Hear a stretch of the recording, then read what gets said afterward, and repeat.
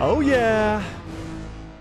Is it Tuesday already? Oh my god. The Bad Batch is hopefully only a few hours away. If not, it is about 11 hours away. The Bad Batch Season 3 is here, and this is the last time that we will get to give our final predictions for the whole entire season, but also the first final predictions for the first 3 episodes, because we are getting a 3-episode premiere tonight! So we're going to talk about all of it, what we think's going on. We're going to break down some trailers. We're going to break down some news. We're going to break down some interviews about this upcoming 3rd season. We're going to do it all tonight because we're predicting everything that we think is going down in this 3rd season. What's up, everybody? Are you excited for the Bad Batch Season 3? We have just a few hours to go until this 3rd season drops. And I'm so excited. I'm so excited. But how's everybody doing in the chat? Is everybody else excited in the chat? We're going to start a poll, easy for me to say, in just a few seconds here. But I must emphasize this, and you will hear me say this many times tonight, many times over the course of this live stream. Lucasfilm, Disney, anybody, Kathleen Kennedy, Dave Filoni, if you're watching, and we know that you are, if you're watching, and we know that you are, please push up the release date of this 3rd season to Tuesdays at 6 p.m. Pacific Time, 9 p.m. Eastern Standard Time, so that we can actually watch it together. And it's not the middle of the night when everybody's sleeping at 3 a.m. Eastern Standard Time. Because right now, the Bad Batch Season 3 is supposed to drop at 3 a.m. Eastern Standard Time tonight. So, Lucasfilm, if you're watching, and we know that you are, please reconsider. The Ahsoka show did fantastic with that new release date. Loki Season 2 did fantastic with that new release date. Why? If this Bad Batch Season 3 is as good as I think it's going to be, which I think it will be amazing, release it at 9 p.m. Okay? Now that we're off to the right start here to the stream, I'm going to mention that a few other times because I know Lucasfilm comes in and out of streams. You know, they like to check in and see how things are going. So if you're watching Lucasfilm, and I know that you are, make it a 9 p.m. Eastern Standard Time. Okay? All right, let's see what the chat is talking about. How is everybody doing on this fine Tuesday evening? Is everybody excited for the Bad Batch? Are we excited? Should we start up a poll to see if everybody's excited? Should we see if everybody's excited? Are you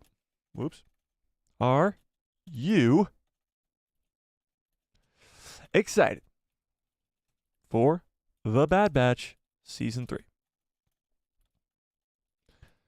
My typing skills are very bad. Are you excited for the Bad Batch Season 3? Yes or no? Let's hear it. All right. Hang on, chat. Everything's being a little slow today. Let's see. Why is this not? Okay, I fixed that. Okay, good. I fixed that. We good. All right, let's see. Cat's Paw, what's up? Maggie, how we doing? Mace Cameron, how we doing? Fearless, what's up? John Groom. Tiffany, how we doing? All right, everybody seems to be coming on in here. All right, that's awesome. All right, so the trivia question today was, what is the name of the evil doctor at Mount Tantus? And you guys all got it right. Dr. Hemlock, of course. We got a little trivia pre-stream always. Mace Cameron says, are you doing the watch party? I assume not, because it's coming out at an unreasonable time. Okay, Mace, I might sound crazy. And I might sound crazy to you guys right now, but the watch party is still on. I'm hoping, still holding out hope to the very last moment, that this 3rd season will still release at 9 p.m. tonight. Now, that's probably not going to happen. It still is 3 a.m. Eastern Standard Time as of right this very second. But, and that's a massive but, if it does change, we will, of course, still stream.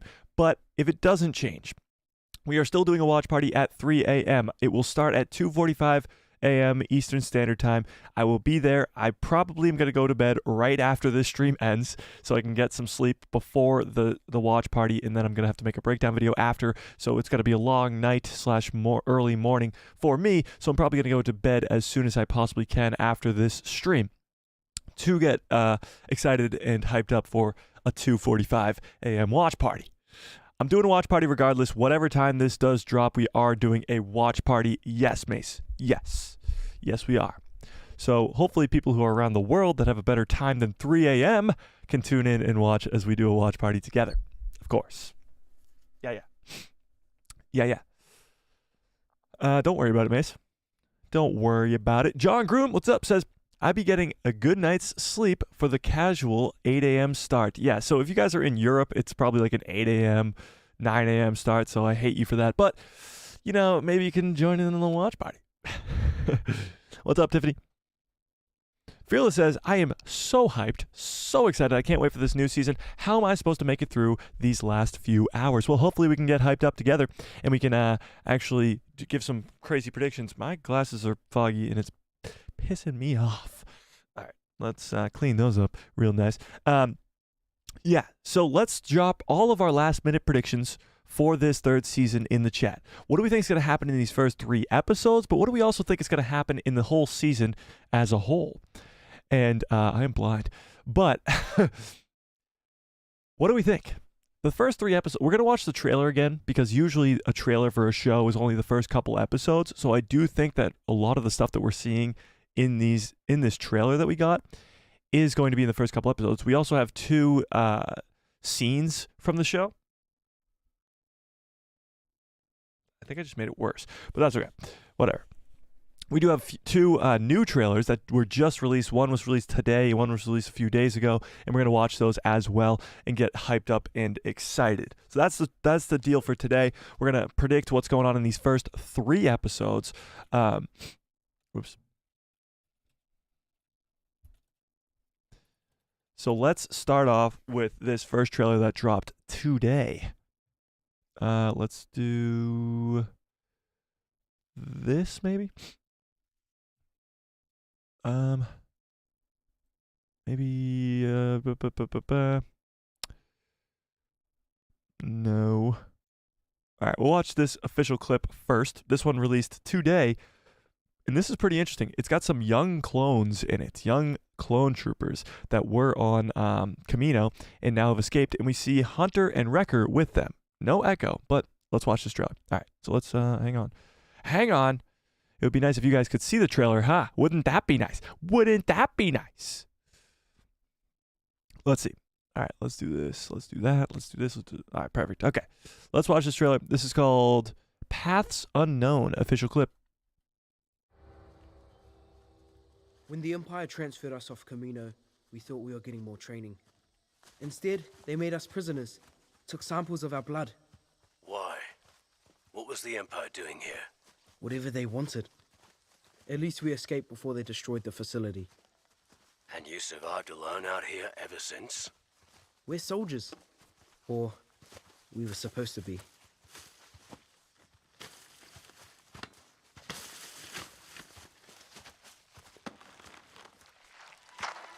Stop. What? Wrecker, behind you.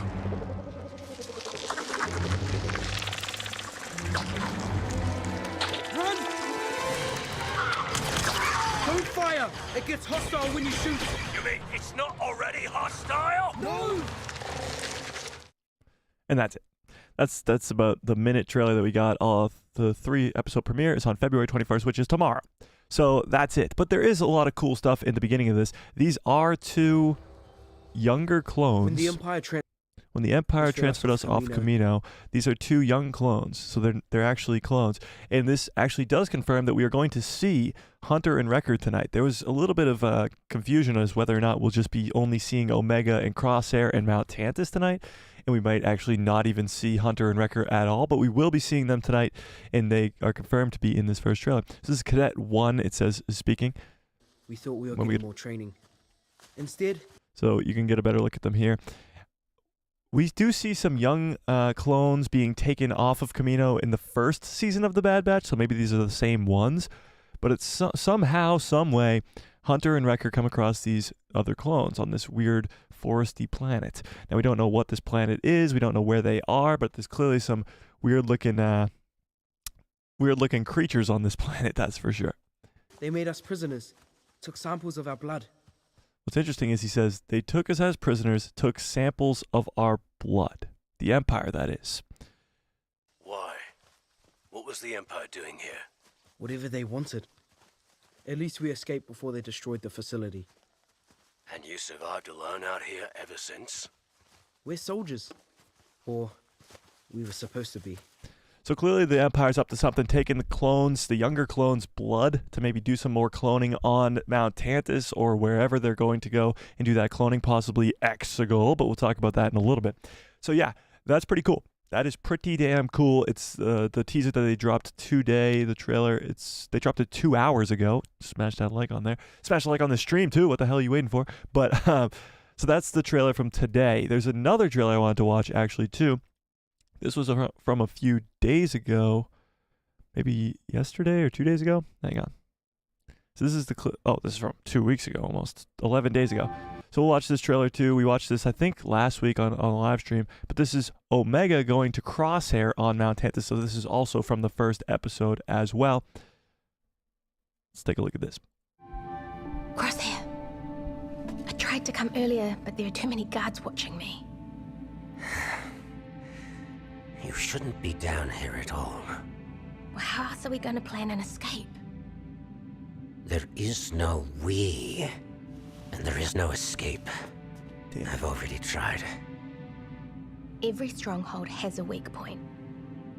Maybe I can convince Emery to help. She's one of us. Not every clone is your ally. You trust too easily. Maybe you don't trust enough. Boom!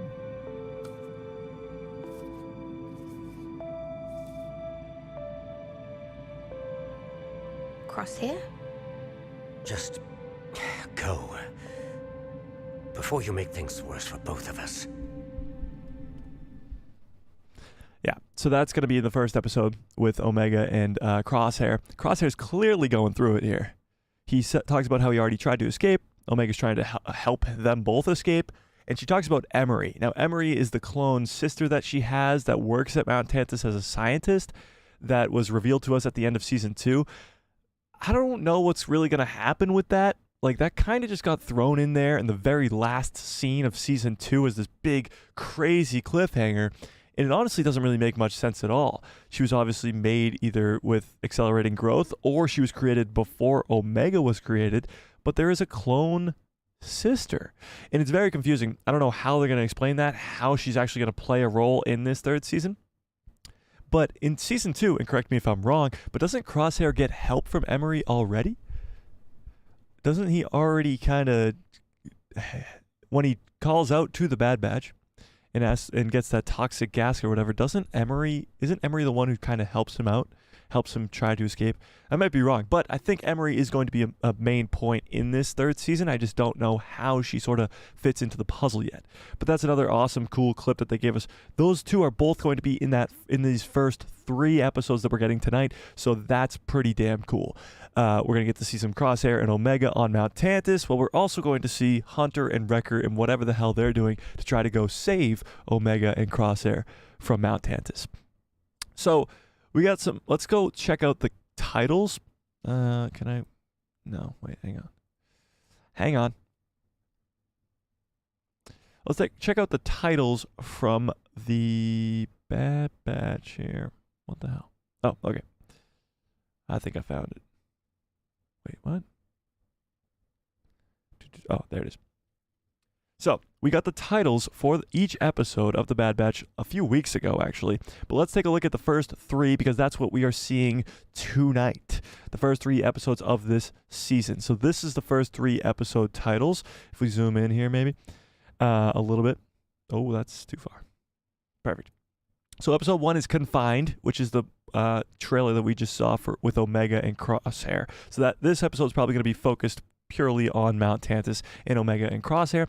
Episode 2 is Paths Unknown, which was the name of the first trailer that we just watched with the little clones and Hunter and Wrecker. So that's probably going to be about them. And then Shadows of Tantus is probably going to be going back to Mount Tantus and giving us probably some Palpatine, honestly. I do think we'll get a lot of reveals tonight.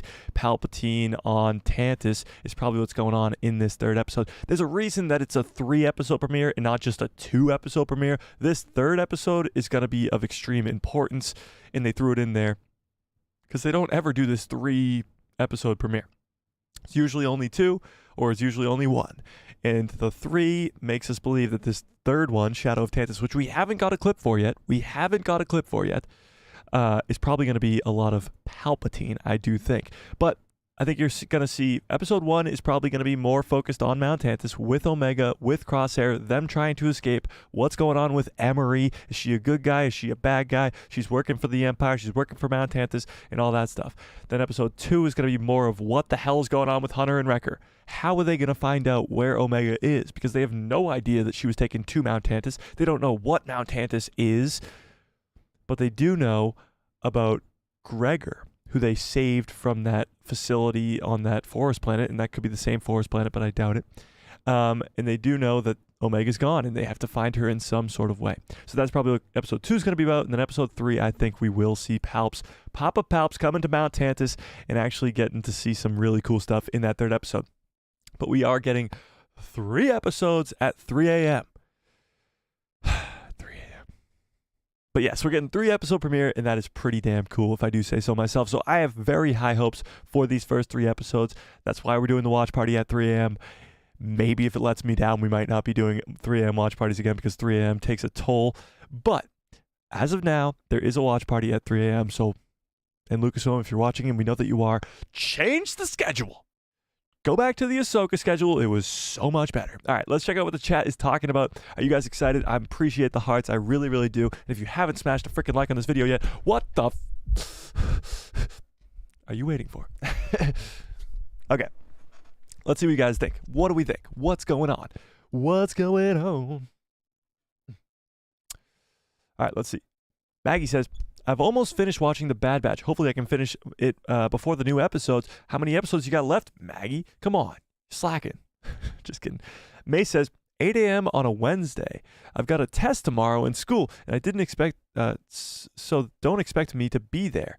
At your test or at the watch party? Because you should just skip your test, honestly, Mace. If we're being honest, just there's some things in life that are more important. more important. Yeah.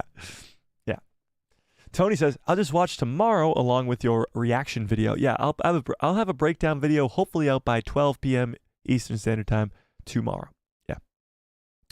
Yeah.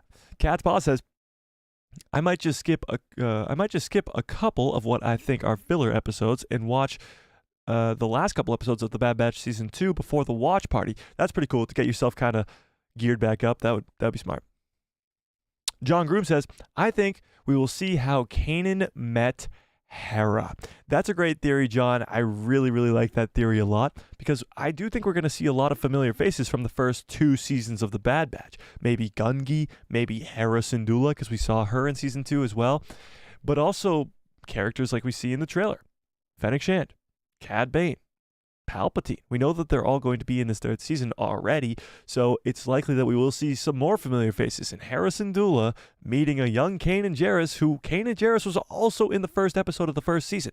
So that would be pretty damn cool to see in The Bad Batch. Like, it would be kind of like a offshoot episode, more of a filler episode, but it would be awesome to see that.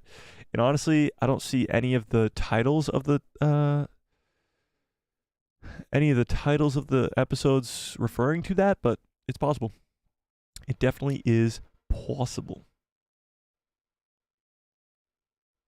May says, is it the same young clone cadets that we're getting moved from Camino in the 1st season? I don't know if they're the same ones, but we can assume that they're probably the same ones, or at least similar to the ones that got sent off anyway. Yeah. Senor Mula, what's up, Senor Mula? I like the name. Says, the young clone voices are amazing, just like Tamara Morrison. The voice acting in those kid clones is top tier.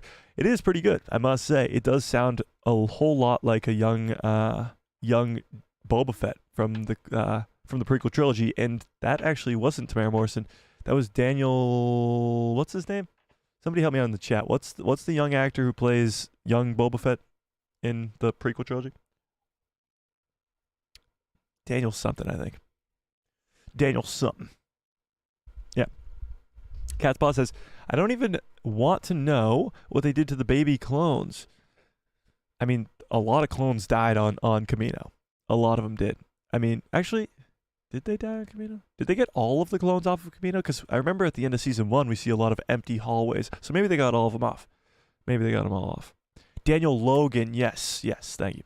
Thank you. Daniel Logan. Yeah. Brandon Tram, what's up? Brandon says, Could these young clones' blood be stolen?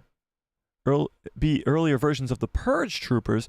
Maybe. I mean, we don't know what their blood is going to be used for. We can obviously assume it's probably going to be for cloning on Mount Tantus, whatever Palpatine's up to, whatever's going on back there. But I'm sure we'll get answers. 100%. Yeah. Yeah. Don't worry about it, Tony. What's up, Skywalker Academy? How we doing? Cat's Paw says, Crosshair's hands have the shakes. I know this is going to come into play somehow. Maybe he's not as good of a sharpshooter anymore. I didn't even think about that. That's actually a good point. Maybe he can't shoot as good as he once could because he's got the shakes and he's clearly been through some traumatic stuff. Crosshair, I do think, is going to make the ultimate sacrifice. I mean, if we're talking predictions here, probably won't be earlier on in the season. It'll probably be in the back half, but I definitely think Crosshair's making that sacrifice, and he is probably going to die in this third season. Sadly. For Fearless, but yeah. John Groom says, good shout. He'll probably have an accent where his hands... he'll probably have an incident where his hands cause him to miss a shot. But he'll probably recover and then go insane marksman display. I think he probably will have some great shots, and actually, probably when he's going off, like when he's gonna die, he'll probably hit some pretty cool trick shots for sure. They're going to make him go out in a good way. If Dave Filoni and the crew over at Lucasfilm Animation knows how to do one thing, it's kill a clone and make us really, really care about it.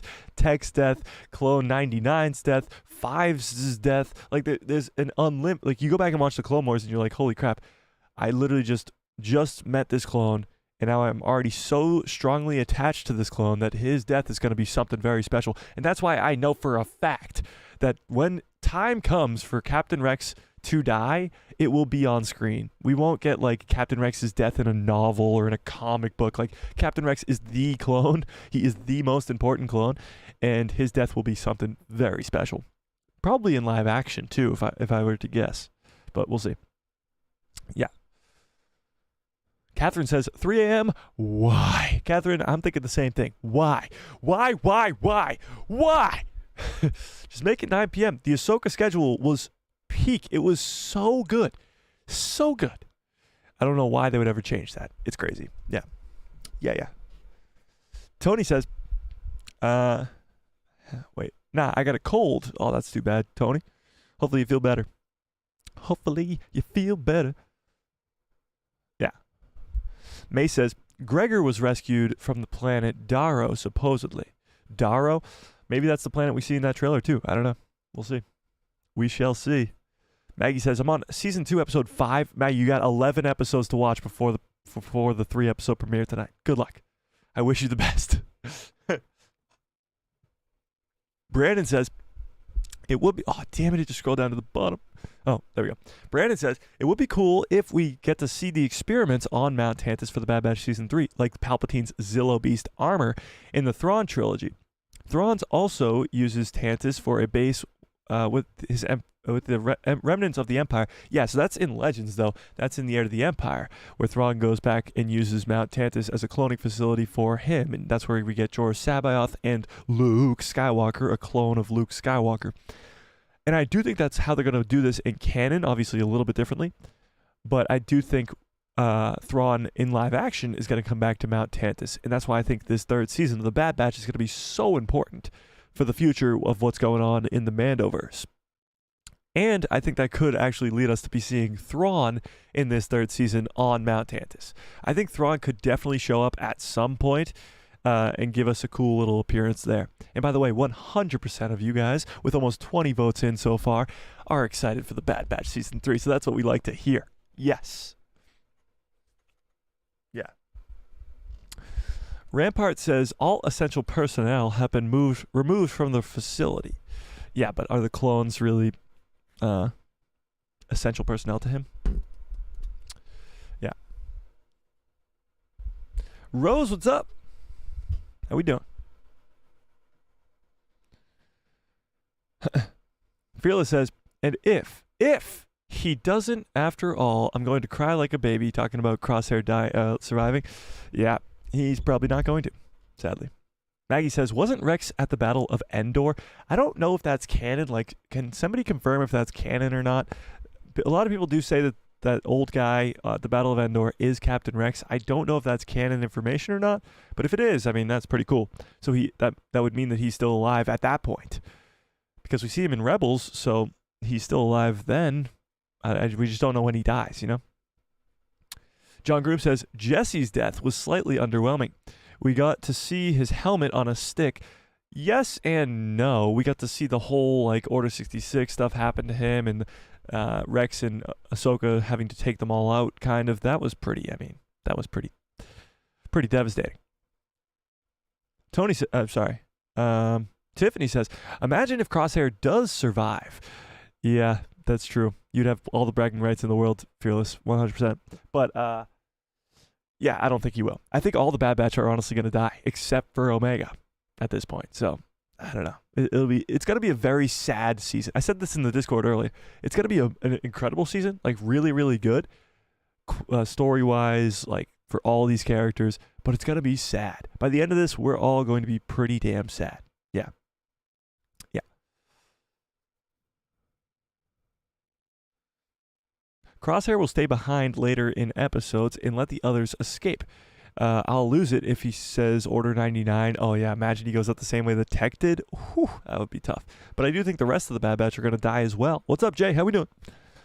Brandon says, since Echo doesn't appear in Rebels with Rex, could he also die again by making a sacrifice to defeat Dr. Hemlock and save the rest of his brothers at the end of Season 3? I do think Echo is probably going to be involved in the death process as well. I think he will probably be with his brothers when they're making the ultimate sacrifice, you know? I can't imagine Echo's one that survives because he's, again, like you just said, he's not in Rebels. He's not. Yeah. No, some interview confirmed that Rex was in the Battle of Endor. Okay. I'll take your word for it. Fearless says, do you think we'll ever find out what happened to Commander Cody? That's a great question. I mean, do you guys think we'll see Cody in this third season? I hope so. It would be cool to see him. That would be awesome. But as of right now, I really don't know. Cody would be cool, but Season 2 said that he went AWOL, and again, he's another character that's not alive during the events of the original trilogy and stuff, so he probably is going to die at some point. I don't know. Seeing younger clones, like clones in general, are the main topic of the discussion in this third season, and in second season as well. The second season is about the Senate on Coruscant trying to give the Senator Chuchi specifically trying to get the clones some rights, trying to get them a retirement plan.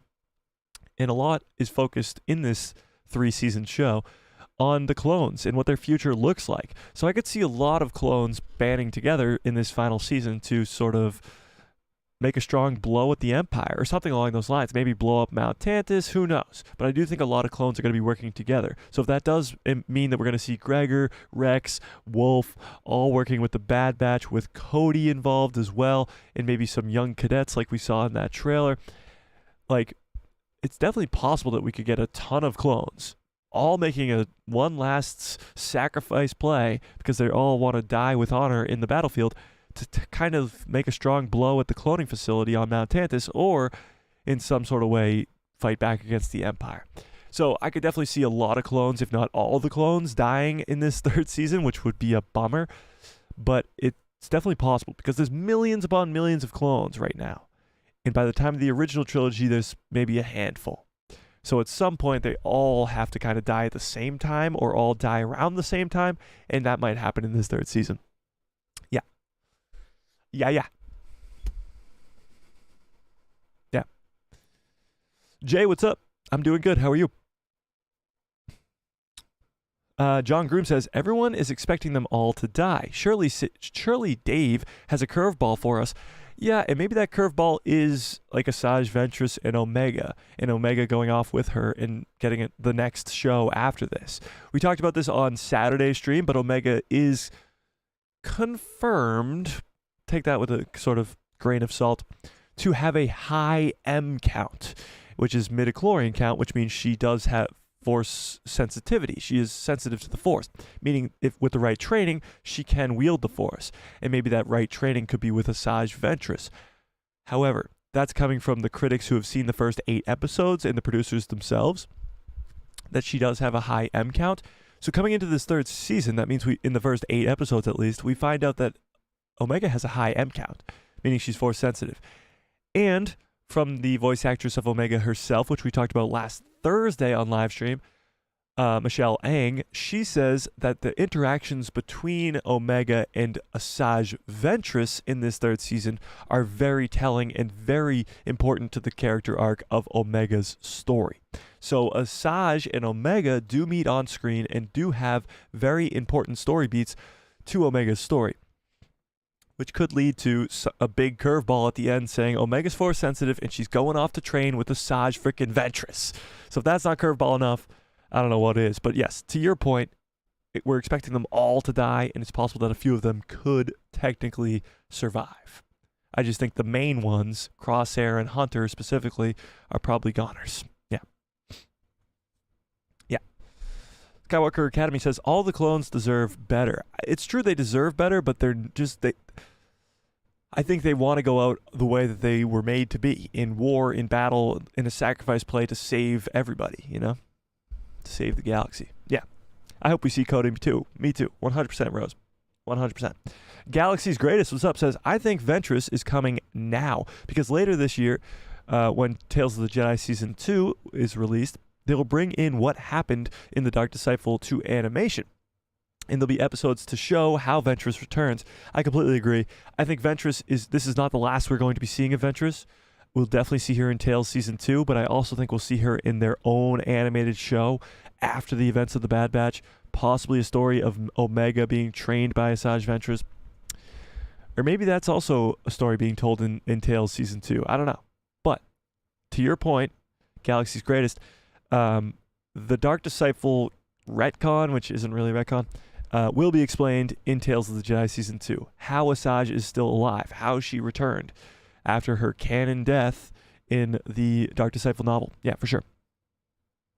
Cody needs to appear in more episodes. I completely agree, Brandon. I'd love to see him in this third season.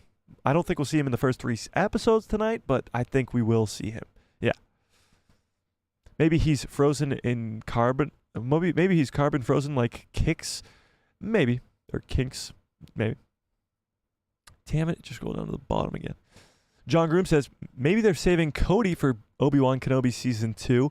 Well, Kenobi Season 2 hasn't really been confirmed yet, and it's probably not going to happen, honestly, so I doubt that. But maybe, yeah. I mean, they did kind of just throw him out there for no reason. Like, we expected him to return at some point. So if it's not in the Bad Batch Season 3, then where is it going to be, Yeah. Yeah. Catherine says, all the Bad Batch deserve to live. I agree with Mike. Only Omega will live. But only Omega will live. Yeah, I think it's going to be a pretty sad end to the Bad Batch's story. But also kind of a necessary one, if you want to put it that way. Let's talk about this here. I think somebody sent it to the Discord, right? Yeah. So, D. Bradley Baker challenges us to not cry. What's up, everyone? Whoops. Let's D. Bradley Baker, who is the voice of all of the Bad Batch voices, he challenges fans to not cry during the Bad Batch Season 3. Obviously, we know a lot of sad stuff is happening, but if that doesn't confirm that there's got to be at least one major death of a Bad Batch member or multiple Bad Batch members, then I don't know what is. The actor himself who voices Crosshair, Wrecker, Hunter, Echo, Rex, all the clones. He voices all of them. He's literally challenging fans to not cry. So, we're going to watch this interview with D. Bradley Baker, only a portion of it at least. This is the spoiler portion of it's not really spoilers, but it kind of is. He talks about stuff that happens in the first 8 episodes of this season, so we're going to watch this anyway. This is coming from Star Wars Explained. Huge shout out to them. Let's watch this. So this is D. Bradley Baker talking to some critics who have seen the first 8 episodes. Hi, D. George and Josh for the Hollow Files. We had a question about you reading the scripts for the season. So I'm sure a lot of emotions and thoughts circulated after finishing reading that final page of the final episode. I'm wondering, what was your immediate emotional reaction? What thoughts were coming into your head as you read that last script? Have you guys haven't seen the last script though, right? Well, I don't want to talk with too much detail because I don't want to spoil. First of all, he's trying to back himself. Obviously, he doesn't want to spoil the show, so he's like, you guys haven't seen that, right? Yet? What's up, Zombie Hunter?" Well, a Star Wars moment for you. But I will say that the emotions that are in play are real human emotions, not just one of being a family member or a friend, but also of being a father to a daughter. I have 2 daughters. Damn. And so just not to get into it too much, but that there's a lot of authenticity that's in play with how the season finally, in its epilogue, plays out, and it's very affecting. It's very beautiful, and I'll defy you to avoid tears. Hi. Before we get to this next question, I mean, to me, at least, that is kind of him saying Hunter's gonna die. Honestly, like, he talks about him being a father to 2 daughters, and it's not just a family relationship thing. It's a daughter-father relationship thing, meaning Hunter, who's pretty much the father of Omega at this point, is probably gonna die. And that one's probably going to hurt the most. I know Crosshair's a fan favorite character and everybody loves Crosshair so much, but it's the connection between Hunter and Omega that is going to mean so much in this 3rd season. It's going to be incredible. All right, let's get to this next question. I'm Trisha Barr from Fangirls Going Rogue podcast. Hey, Trisha. Glad to be talking with you. Crosshair has gone from this kind of classic Star Wars redemption story moving into an atonement arc. Can you talk a little bit about your approach to that? Crosshair is a complex character who's interesting because he starts out as a selfish, grumpy, incredibly competent person, and then is caught with his own selfishness and also some bad calls he has in terms of what the lay of the landscape is. And so he is someone who needs to be sprung from 2 different cages. One is the actual prison cage that he is entrapped in, and the other is a personal psychological cage that I think he is also trapped in, because he's a beaten man, he's lost, and he thinks all is lost. He is done, and this is completely done. And the counter to that is Omega.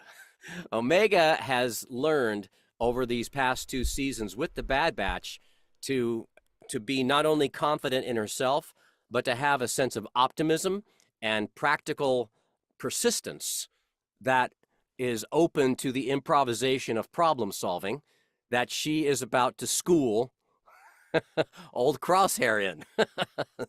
So that's an interesting journey to be on. I think one that people can relate to work through your own obstacles, to find the light and to find the optimism and to be liberated because of that. That's pretty interesting. He does give a little bit of information out there about this upcoming 3rd season, because he talks about how Crosshair's beaten, broken down, whatever, but he's also in a prison, a literal prison on Mount Tantus, and he doesn't have any hope. But Omega, after the first 2 seasons that we saw, has been pretty much just told to always hope and always find a solution to the problem. They're always going to find a way to do it. And the only time that they couldn't was when Tech, of course, dies. And even then, Omega's like, no, we can find a way. And Omega's always kind of the character that's like, we're going to find a way. And in this 3rd season, Omega and Crosshair, 2 opposites, are trapped in the same facility together, and they're going to have to try to escape together, and Omega's going to be that way. Hello, D. This is Kerwin and Keith of Father Son Galaxy. Hey, how's it going? Let's go. Kerwin How and are Keith. you? Great. Hi. Hi, Dad and Lad. Yeah. So, last year, we asked you about what Crosshair thinks of the Empire. Now that we know what's happened in the last season, we have a new question. How do you think Crosshair will regain the trust of the Batch and Rex pending his return? Well, Crosshair has got to walk through the fires that he has set. Crosshair's got to make the honest effort and do the work to not only get himself out and to get himself free, but also to make good on who he is and where he stands with his brothers and sister. So that personal journey is part of what's at play in this new season. So obviously Crosshair's going to have to make a redemption arc to his brothers and Omega. in this third season, and that's kind of what he's talking about. And again, I think that will be a sacrifice play to save them all in some sort of last grand gesture, because in those first 2 seasons, he had multiple chances to kind of rejoin the group. Hey, D. Brian Young, Full of Sith Brian. podcast. I'm curious, you've been doing episodes where it's very clone heavy, going back to season 1, where you're practically the only person doing voices. This season of Bad Batch, we have episodes where if it's not the record for the amount of different clones you had to do, it's close. And I'm wondering what that's like doing those episodes sort of by yourself, where you've got the Bad Batch and all the regs and everybody. But how has that process changed for you, or has it over the years where you've had to do that with all these clones? I think I've relaxed into the juggling match of of reading through a scene or an episode where it's mostly just me talking to myself, and I have to make the reality of not just the sound of the voice clear and accurate, but it also has to play out with the choreography and the presence and the energy charge of the scene that's playing out as well. Now, way back when in the Clone Wars, when we didn't even know if that was going to work, it was more of, I was a little more freaked out about it. Now, I think I've relaxed into the magic trick of jumping from character to character to character as we move through the scene, because the writing is very clear, the story is very clear of what has to happen, and Brad and Jen are there to guide me with this. And so I can do this with more confidence and more ease, with something that seems it's fuller and it's more complex. But I'm used to playing the orchestra. I'm used to the instruments. I'm used to bringing this all into one symphonic sound together, and so it's something that doesn't feel as daunting or frightening to me as it once did. Well, that wasn't really a spoiler, but it is very interesting, because he is just talking to himself a lot of the time. When there's a scene between Hunter and Wrecker, it's just D. Bradley Baker talking to himself the entire scene, which is pretty cool. It's pretty talented, that guy is. He does way more voices than you'll ever even know. Like, if you look up D. Bradley Baker voices, like all the stuff that he does, it's not just Star Wars. He does kids shows and all this stuff. He does some insane voices. But yeah, when he's doing Clone Wars and he's doing The Bad Batch, he's literally talking to himself. D is an incredible voice actor, and this kind of is his like farewell tour kind of. He will come back, obviously, to voice certain characters, maybe some clones in the future in different animated shows, but this is kind of his last hurrah. He is voice of all the Bad Batch except for Omega. So this is kind of his last sort of farewell, but he does challenge fans to not cry in this third and final seasons, which is very, very interesting. Yeah. So we'll see about that. We'll see if we can hold our own there. But let's see what you guys talk about in the chat. May says, Rex was struggling to shoot Ahsoka, even crying. Whereas Cody just immediately fired upon Obi-Wan without any doubt in his mind. That's true. Rex was really the only clone that resisted Order 66 in any sort of way. All the other clones were like, yep, sure, whatever. Let's just turn on these Jedi that we've been working with so closely for this entire time. Let's just turn on them. But yeah, it is funny. Yeah, Rex is just that good, you know? Cat's Paw says, I think there were more clones scattered around the galaxy during Rebels, and most of them might have split up into small groups as to not bring attention to themselves. Yeah, I'm sure there's other clones, like probably a handful, if not a few hundred clones left in the galaxy. I appreciate the hearts, guys.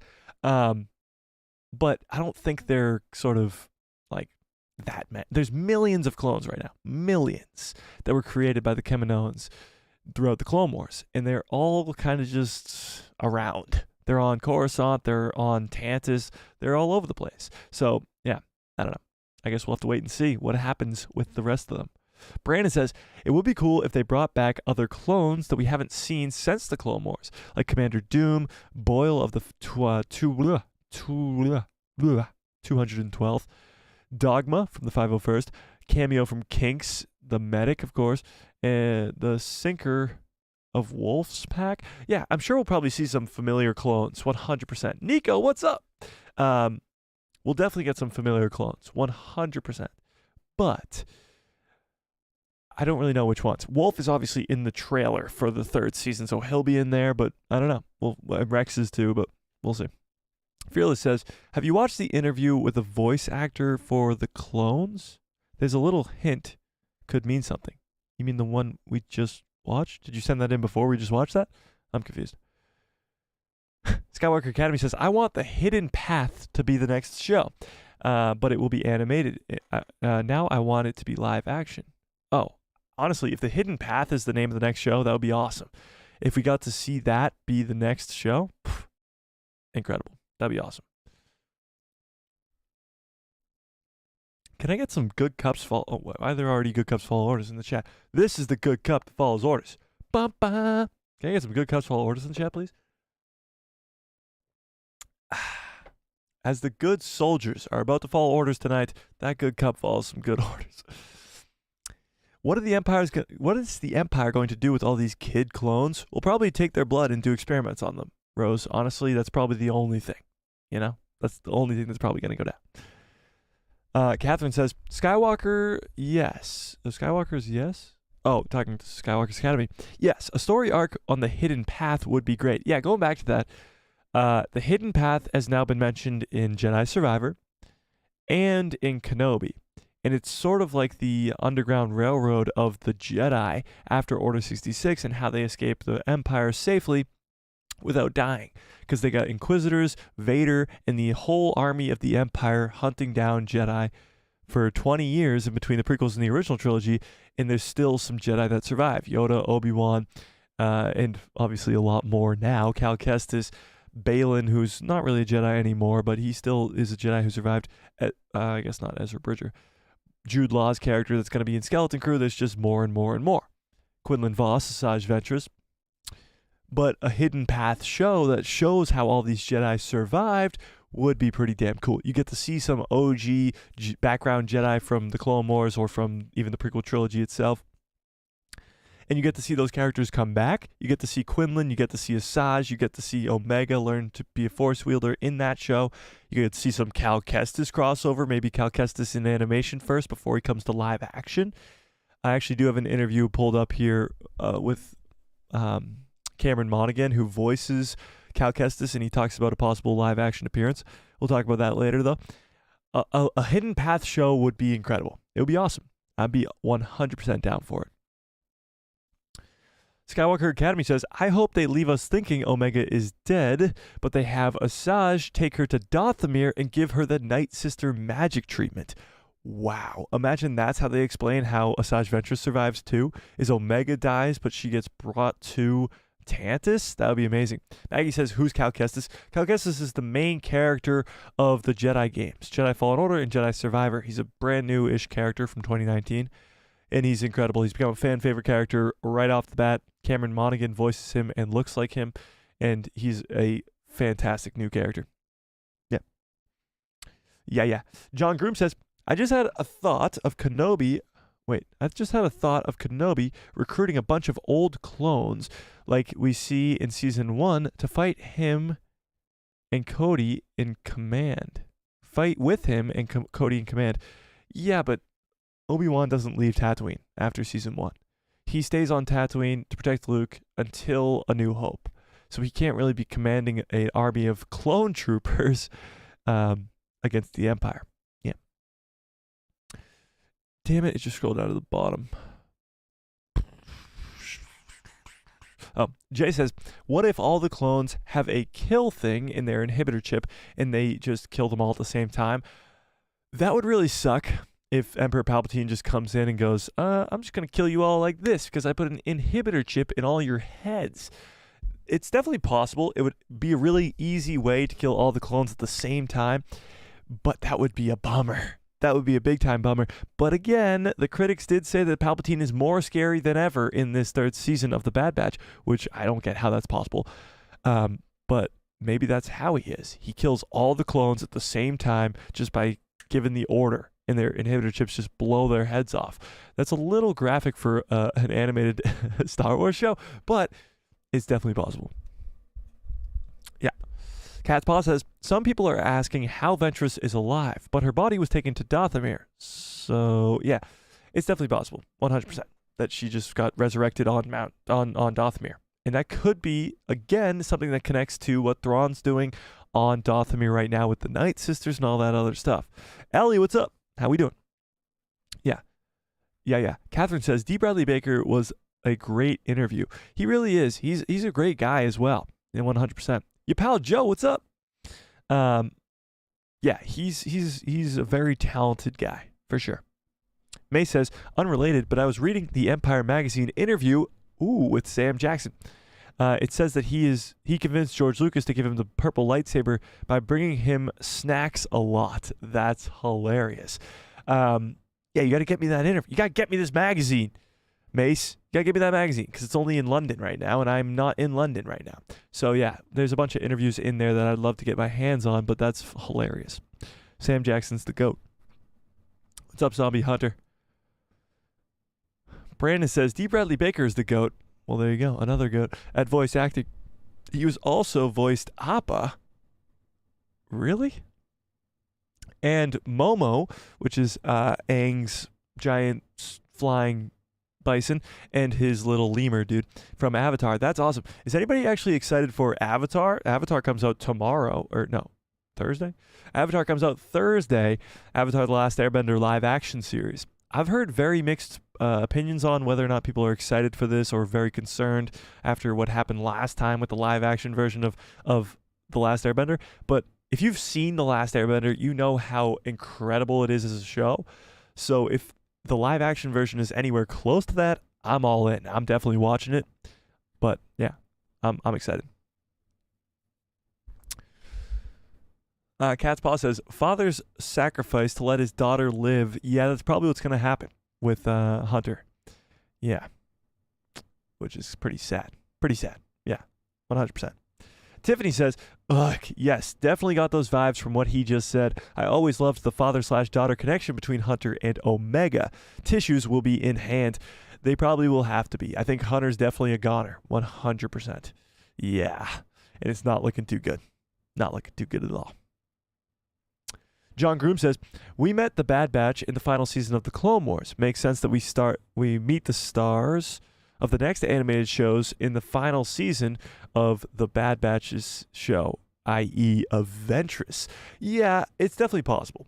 I mean, they set up this Bad Batch show by giving us the Bad Batch in the Clone Wars Season 7.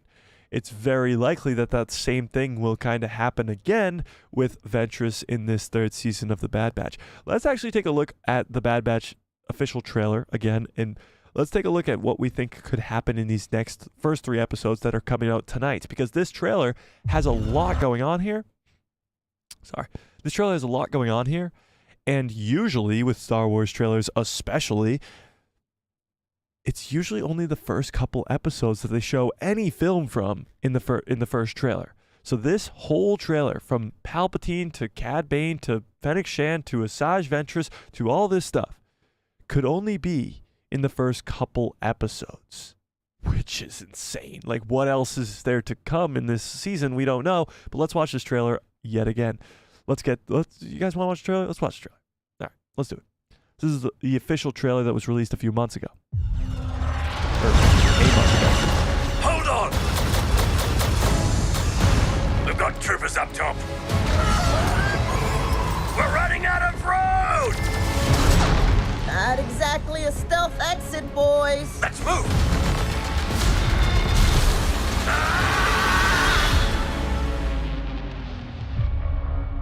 I thought that the end of the war would mean an end to losing more of our brothers.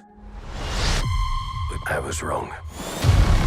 We can't just walk away.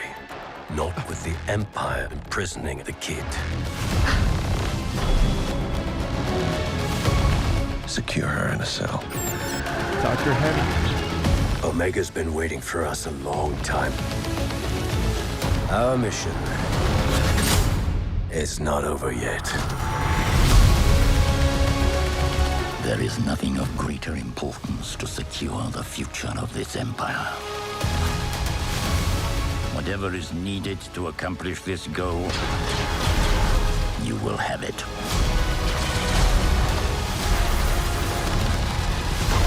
They are coming. For all of you. Give us a real challenge.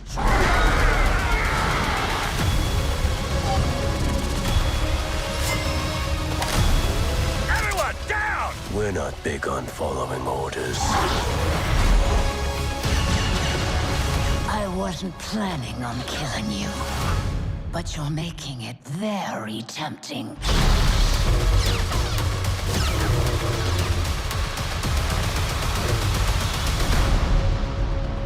I mean, doesn't get much more hype than that. This is so cool. I mean, come on. It's so ridiculously exciting that this is coming like in a couple hours, this third season. So I can't, like, it's so hyped. This trailer is ridiculously hyped. But what we have seen over the last couple weeks since this trailer dropped is a lot of breakdowns and a lot of people finding hidden details in this trailer. Now we're going to break it down piece by piece here because there's a lot going on. A lot. Dominic, what's up? How we doing, Dominic? There's a lot going on. So the trailer starts with this this escape. Let's put it that way.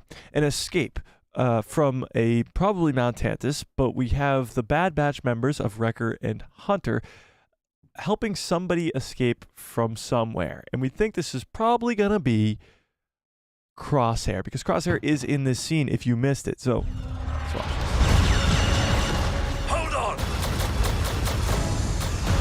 We've got troopers up top. There's a lot of camera magic type stuff going on in this trailer, a lot of misleading scenes to make us think one thing when something else is going on. So this is kind of the first one. Troopers up. You see Hunter here with Wrecker. Keep that in mind. Hunter and Wrecker, Hunter and Wrecker, Hunter and Wrecker. We're running out of road! Not exactly a stealth act. Fee's kind of up in the air. I don't know if she'll survive. I think she's likely to survive, but I mean, there's no reason for her to die. She doesn't really make a giant sacrifice play. I don't think that's coming. Sit, boys. Let's move. But if I could pause this at the right time, perfect. Hunter, Wrecker, Hunter, Wrecker, Hunter, Wrecker, right? Wrong. Hunter and Crosshair. Crosshair is behind him.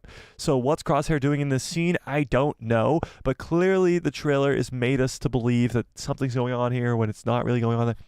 Is this Crosshair's escape? I don't know. Is this in the first couple episodes? I think so. Maybe not the first 3, but at least in the first 8. It's definitely in the first half of the season. AU Not X, what's up, says, when is the first episode coming out? Right now, 3 a.m. Eastern Standard Time. Depending on where you are around the world, obviously that varies, but 3 a.m. Eastern Standard Time right now. So hopefully it changes, but right now it seems like it's not going to. So Crosshair is in the same scene. He also is in the same scene in just a second here. Let's move. So we see, I think, Hunter jump across first, but there's somebody already there.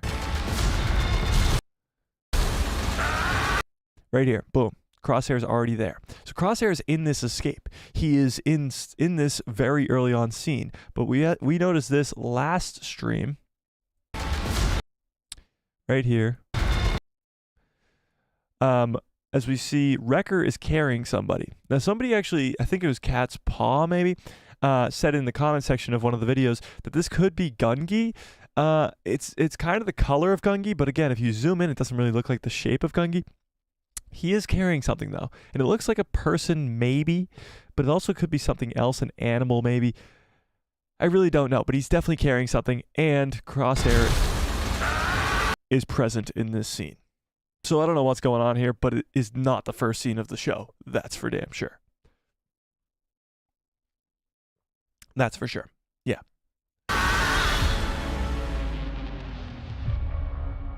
I thought at the end of the war... This right here, people have noticed, is the, I forget what planet this is called. Somebody help me out in the chat. But this is the first sort of fight between Asajj Ventress and Obi-Wan and Anakin. This is from the Clone Wars movie. I forget what the name of this planet is, but this is kind of a circling back to the beginning. The Bad Batch Season 3 is sort of the end of this clone arc type thing, and this place was shown in the very first movie of the Clone Wars. Teth, yes, Teth. Thank you. Would mean an end to losing more of our... Here we've already talked about this at length. This is the crash plane that we see later on that Omega is who's standing right there and Crosshair who's standing down here have escaped in. It doesn't look like they've got off the planet that Mount Tantus is on, which I believe is called Wayland. They have not left the planet of Wayland yet, and they just got shot down immediately. But whether this is an escape or not, I don't know. So we already have 2 escape attempts in the first 20 seconds of this trailer. Brothers. Tech's death, of course. Was wrong. We can't just walk away. Not with the Empire imprisoning the kid. Get our first look at Crosshair, who's clearly beaten and battered around. Secure her in a cell. Omega's been waiting for... Now, what if Dr. Hemlock's not talking about Omega here? What if he's talking about one of 2 people? One, either Omega's sister for helping her out, or 2, Asajj Ventress. What if Asajj is captured by the Empire, and Asajj's blood, because she is known to be a Force user, is used in some cloning actions? That would be kind of cool. So, Omega's been waiting for us a long time. That's a line that people haven't really been able to decipher yet. Omega's been waiting for us for a long time. How long is a long time? A month? A year? 2 years? 10 years? 1 million years? Like, we don't really know. So we don't know how much time has kind of passed between Season 1 and Season 2. But we can assume it's a long time, as according to Hunter there. Our mission is not over yet. There is nothing of greater importance to secure the future of this empire. I still think that's the most important line of the entire trailer, and it's Palpatine saying there's nothing of greater importance to securing the future of the Empire. Nothing of greater importance to securing the future of the Empire. This 3rd season is going to be so important to what's going on with Exegol, Palpatine's cloning, Palpatine's contingency plan, and what we see in The Mandalorian, the cloning facility on Navarro, Dr. Pershing.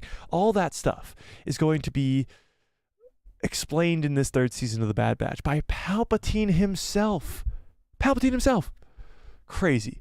There's nothing of greater importance. Nothing. Wild.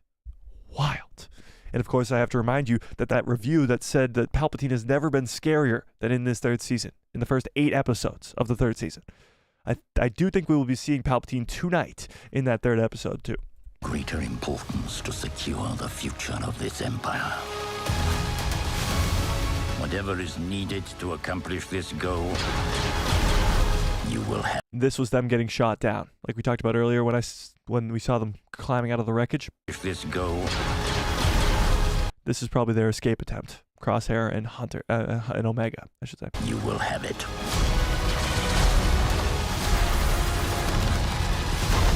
They are coming. Fennec Shand and Cad Bane. So I think Fennec again, I forget. Shout out to whoever posted found that. I forget who it was. Who found the Fennec thing at the end of the trailer? We'll get to it, but Fennec, I think, will join the Bad Batch and become a good guy kind of in this instance, because she kind of was a good guy in the first season. When we first meet her, she's trying to hunt down Omega, but then on the second time, she's trying to save Omega for Nala Se. So I don't know. And again, I think this is sort of trailer magic where these 2 scenes aren't the same. Like Fennec is not sitting there with Cad Bane there. I think these are 2 separate scenes.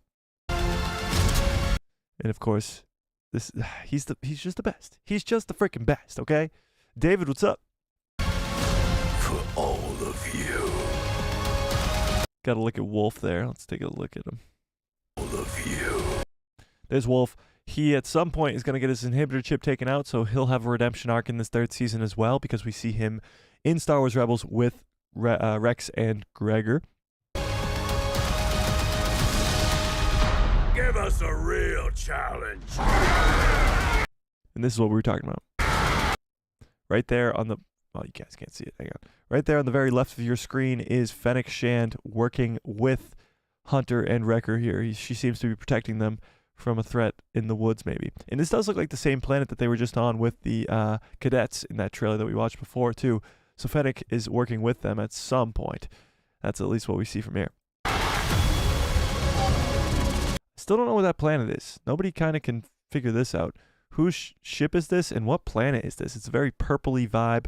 It's got some mountains here, and the ship is a very unique design. I really don't know. I don't know.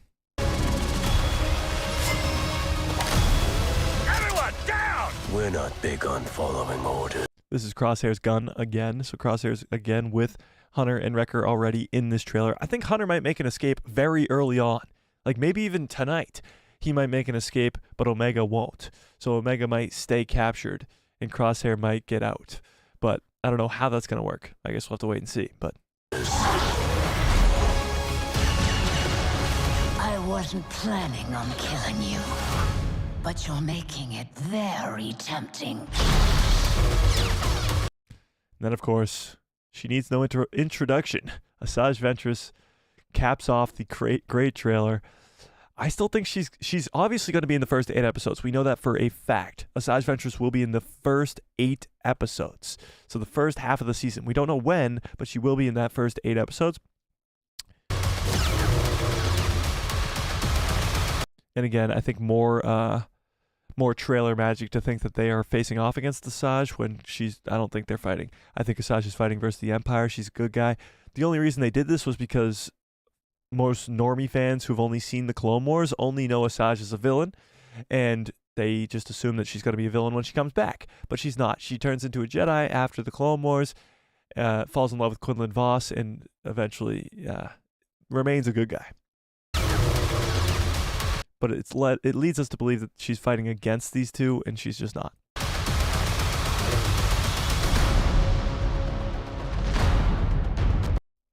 Final season. 3 episodes tomorrow. So again, Lucasfilm, if you're watching, and I know that you are, please release it at 9 p.m. tonight, Eastern Standard Time, not 3 a.m. Eastern Standard Time. It would be really nice to not destroy my sleep schedule for the next 10 weeks. But with that being said, there still is a watch party tonight. If it doesn't change at 3 a.m., it will start at 2:45 a.m. Eastern Standard Time. So come by that watch party, of course. This stream is not over. I'm just reminding you guys. But yes, that trailer is incredible. Absolutely incredible. And gives us a lot to talk about. The majority of those scenes will be in the first couple episodes, meaning we'll see the majority of that tonight. Possibly an escape by Crosshair and Omega from Mount Tantus. Probably a lot of what's going on with that heist and stuff. Like a lot of that's going to be in this first couple episodes, which is crazy.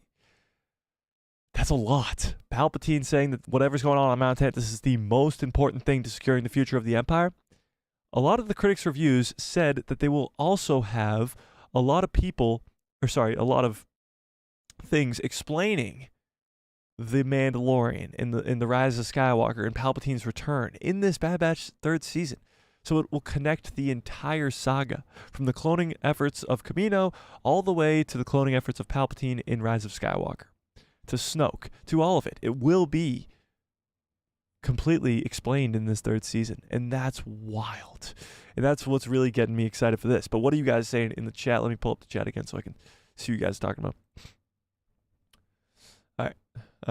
Skywalker Academy says, there are 2 kinds of prisons. I sense you carrying yours on you. What? Prisons? Oh, you mean like a phone? Damn.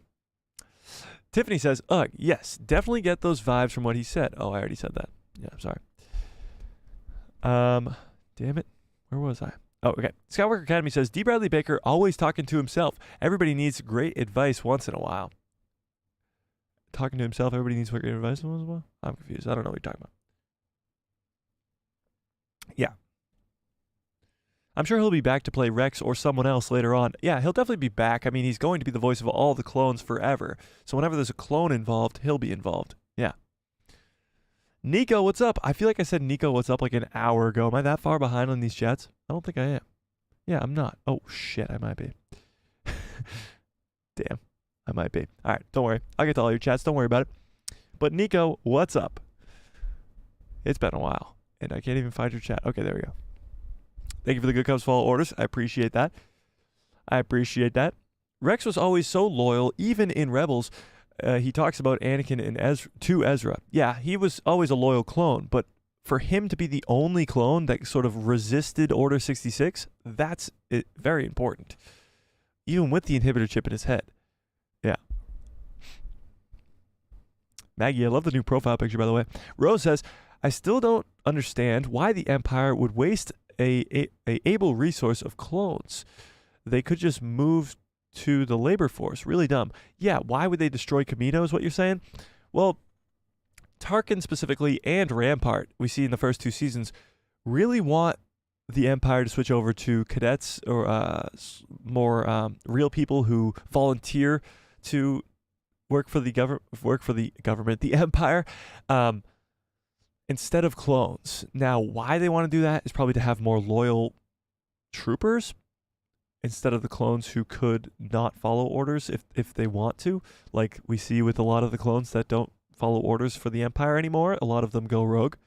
But to just destroy all cloning efforts is kind of strange. They wanted to kind of take control of the cloning efforts, I think, and that's why we see what we see when they get all the clones to Mount Tantus and destroy Kamino.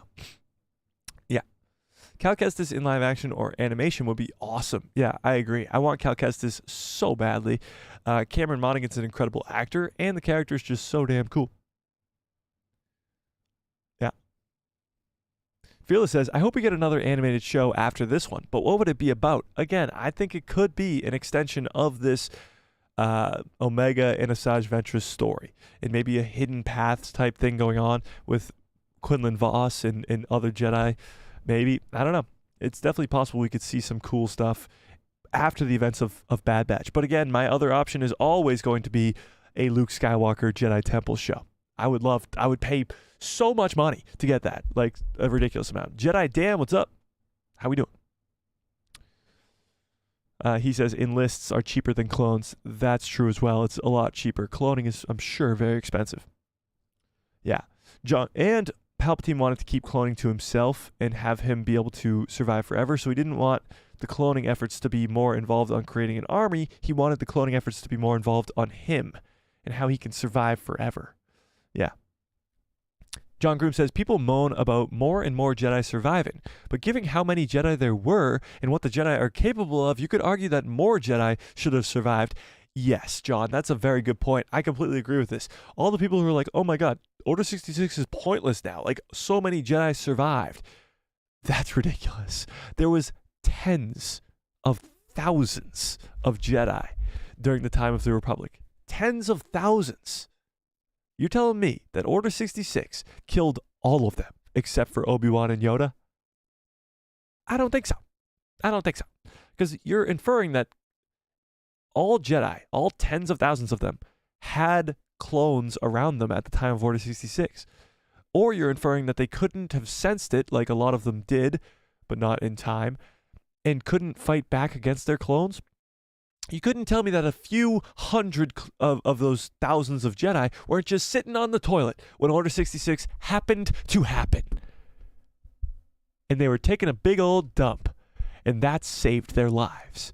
And what they did after that, unspeakable. But you can't tell me that there weren't so many Jedi that survived. And please, Lucasfilm, if you're watching, and we know that you are,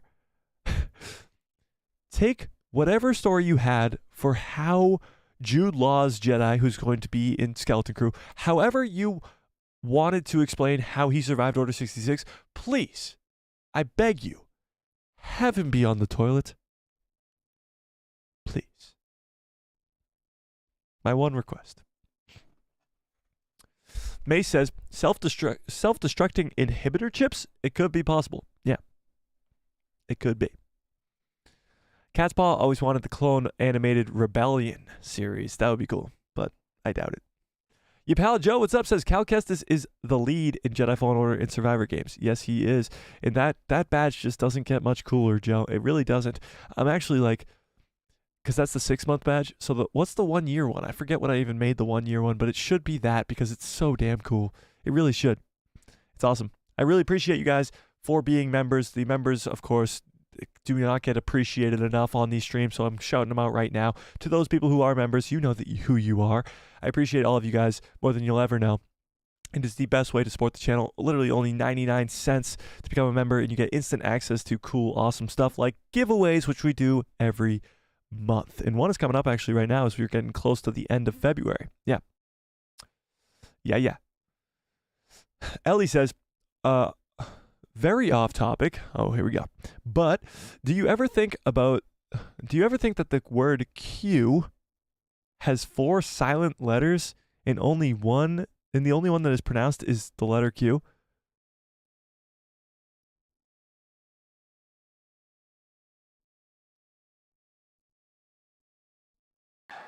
This is where the fun begins.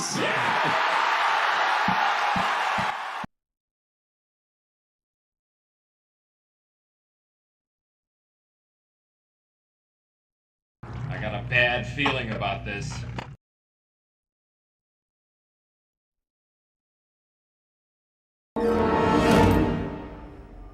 Hello there. I think Ellie is too powerful to be kept alive. I think we need to do something about that. Yeah, you definitely just broke my brain. That was incredible. That was incredible. May says, I've tried to message you on Instagram, but it won't let me. What? I literally had to get my mom to go on Instagram and message you. Do you have an email maybe? My email is aguyWhoLovesStarWars@gmail.com if you want to email me that. But on Instagram, it should work. Maybe it's like under requested or something. I'll have to check after. But no, I'm on Instagram all the time, so I should be able to see it if it's there. It's a guy who loves Star Wars on Instagram. So just hit me up. I don't really check my email, so I might forget about that. Try and hit me up again on Instagram. Oh my God, we just caught up to the Avatar chats. Oh, I'm so far behind. So here, you guys were talking about if you're hyped up for Avatar or not. Here we go. Ellie says, I don't have a Netflix subscription, so not at all. There we go. Cat's Boss says, I'm excited for The Last Airbender. Nice. Skywalker Academy says, nope, not into Avatar. Okay. We'll move on. Your pal Joe says, Avatar looks all right. I just hope that they do the animated series justice. The writing was incredible. I think Avatar works better as an animated show. Hey, Joe, you know that awesome Avatar writing show that you're talking about? Yeah. You want to know who that was? Dave Filoni. Dave Filoni is key to how that kind of exists. Yeah. He is one of the starters of that whole show. He actually got the Clone Wars from his work on Avatar. George Lucas saw his work that he was doing on Avatar and said, that guy's a genius. Let's get him over here. So yeah, one of the genius minds behind Avatar is Dave Filoni, for sure.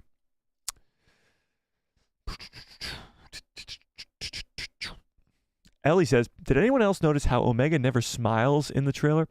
And in all the shots with her, with long hair, she looks sad and a little depressed. Well, yeah, you can assume that because she's trapped on this mountain and she's kind of held there against her will and is going through a rough patch. And if her hair is longer, that means she's been there for a while. So I don't think she's going to be all smiles this season until she gets kind of saved, you know? Dominic, what's up? Yeah. Ellie says, especially in that one shot where she's being led somewhere by other clones. Oh yeah, she looks depressed, for sure. Tiffany says, I am so ready. Me too. And is that a flaming heart? That's pretty cool. I didn't even know that was an emoji. That's awesome. Cat's Paw says, I like how Ventress mirrored her outfit after Kenobi. But there always had that little tension between the two of them, if you know what I mean. Oh no, I don't know what you mean. Please inform me thusly. No, yeah, Kenobi and Ventress always had that sort of back and forth. So did Ventress and Anakin too. I guess Obi-Wan had it a little bit more. But what's more interesting to me is Ahsoka and Ventress's on-screen tension type. I want to see Ventress live past the original trilogy and actually have her in the Ahsoka show. Imagine Ventress in Ahsoka Season 2. How cool would that be? A live action of Ventress and then getting her interact with Ahsoka Tano, that would be amazing. That'd be so good. Yeah. Yeah. Ellie says, I'm probably going to watch it with my dad and brothers and possibly with my mom on Wednesday night. My sister isn't interested in anything Star Wars. Well, that's lame. But nice. Nice. Imagine it's Fee who dies. Imagine Fee is the giant cliffhanger ending that we get of death. That'd be horrible. Yeah. Freak Zeke, what's up? Zeke says, heard there was going to be a Mando game. Yeah, we talked about that on Saturday stream, maybe? I forget when we talked about that. But yes, there's a Mando game in early development at Respawn Entertainment. That is pretty awesome. Yeah, for sure. Yeah. Rose says, I was the one who suggested Gungi. Oh, yeah. That's what I meant. Yeah. Thanks, Rose. He could be carrying Gungi for sure. I think Gungi will be in this 3rd season. I think they set him up in season 2 for a reason. And if the Bad Batch are going to need some help, why not go get the lightsaber wielding, force wielding Wookiee Jedi that they know from season 2? Yeah.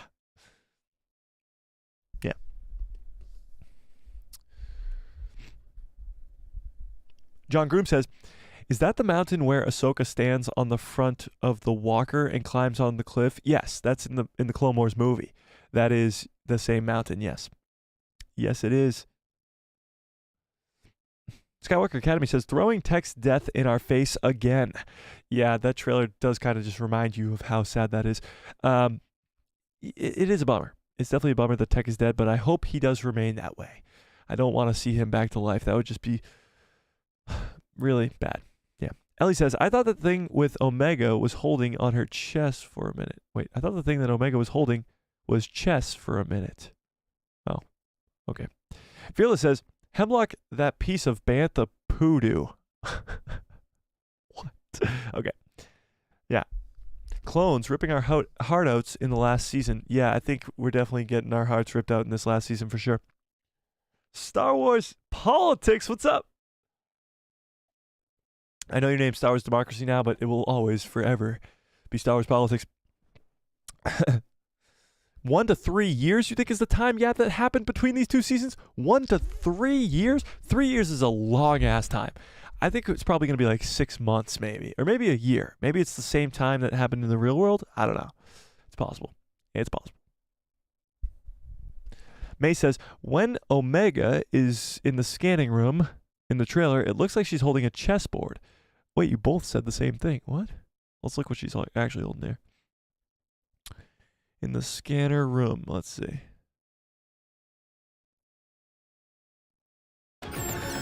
Oop. What the hell?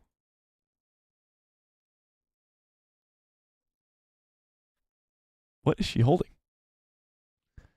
It doesn't, like, it's obviously not a chessboard, but what?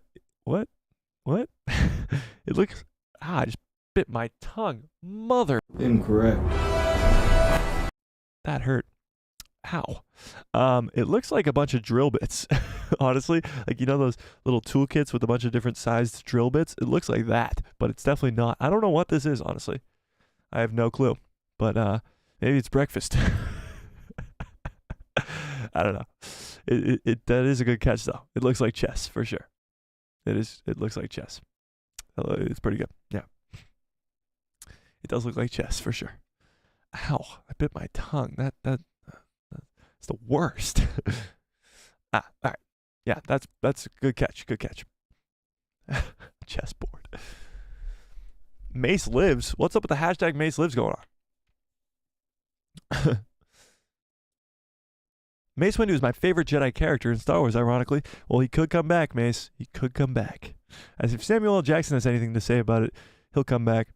Cat's Paw says, I don't know. I think on Asajj Ventress, she has some more feel. Oh, we're talking about Asajj and Kenobi.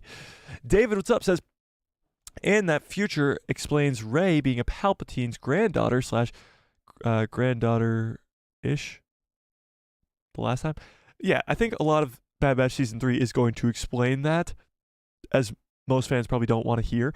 It is probably going to explain a lot of that. And I think that's a good thing. You want this to be explained more for the future. Yeah, 100%. I agree. And I think this 3rd season is going to give us a lot of how maybe Dathan's created, which is Rey's real father, a clone version of Palpatine. Yeah. Yeah. 10 more hours and we can watch it? Lucasfilm, if you're watching it, and we know that you are, please make it 9 p.m. Please. Let's see if they've said anything about this. Let's go on Twitter real quick and press refresh. Let's see. Star Wars. Nope. Nothing. Nothing. Doesn't look like they're going to change it, guys. Looks like we're going 3 a.m. Just make it 9 p.m. the rest of the episodes, please. Like, the 3 a.m. is just brutal. Like, you're going to make everybody wake up in the middle of the night. By everybody, I mean me. Wake up in the middle of the night and do a watch party. Come on. Come on. Come on. Don't be that way. I hope Hunter survives, but he probably won't. Yeah, I agree with that. He probably won't. No, he won't. Echo is going to die. He is a soldier. Echo is a mystery to me. Do you guys think Echo's going to die? Because Echo is a weird one. I feel like it's not like that important if his character dies, but it's definitely, I don't know. It's possible. Yeah, it's possible. Wookie Talks is up, says Crosshair. Just says Crosshair. Nice. John Group says maybe Fennec knows Ventress and points the Bad Batch in her direction for help. Ooh. Yeah, because Ventress kind of becomes a bounty hunter for a while there. So maybe she's in the bounty hunter world as well. So maybe Fennec Shan does know her. Or maybe Cad Bane knows her as well. That's a good, I didn't know about that. Yeah. That'd be cool. Purple Mists is probably where Mace got the Kyber crystal. What is Purple Mists? I don't know what that is. Maggie says, either Hunter or Wrecker could survive. Someone needs to stay with Omega if she does survive. Well, maybe that someone is Asajj Ventress, and that's how she's forced into learning to use the Force. She gets training from Asajj. That would be awesome. Yeah. Yeah. Oh, Ellie says, I value my sleep over the Bad Batch. Sadly, I don't. I value the Bad Batch over my sleep. I'm gonna try to get to sleep as fast as possible after this, though. So we'll figure that out. David says, "Oh, by the way, Anakin got his scar on his face from Asajj Ventress. Did he really? From Asajj? I didn't know that. Does he? Maybe I did know that. I just forgot. Who gives Anakin his scar? Asajj Ventress. You're right. Anakin got his scar from Dooku's apprentice, Asajj Ventress. One of Dooku's deadliest assassins seeks to kill Voss for his actions. Seeks to kill Quinlan Voss for his actions. However, she is unable to reach him. Instead, she settles for any Jedi that she can find, Anakin Skywalker. Wow. I did not know that. Or maybe I did. I just forgot, I guess. I don't know. Maggie says, I just read that. Why did it scroll up? I don't know. The Bad Batch is getting help from Ventress 100%. The trailers made us to believe that she's fighting against the Bad Batch, but she's definitely going to be helping the Bad Batch in this season. Yeah. Yeah. Ooh, 8 Oh, damn it. Scroll down to the bottom. Damn it. Oh, what? Oh my God, I'm so far behind on these chats. This is crazy. All right, we might have to speed run through some chats here. John Groom says, ooh, 8 a.m. I love a good night's sleep. Oh, just rub it in my face, John. Why don't you? Ellie says, I can't stay up past 2 a.m. And I sleep like the dead. Nice. David says, wait, they're going to do 3 episodes tomorrow? That's awesome. Yeah, so 3-episode premiere. 3-episode premiere tomorrow. Yeah. I'll pull an all-nighter for Ahsoka, though. Oh, you pulled all-nighters for Ahsoka. I didn't because it came out at 9 p.m. and it was nice. And I could do my watch party and then go to sleep. Yeah, it wasn't that bad. I could make my breakdown videos actually even before I went to sleep. It was nice. Ellie says, because I sleep like the dead, I'm going to watch it when I wake up. Nice. At night. Cool. Nice.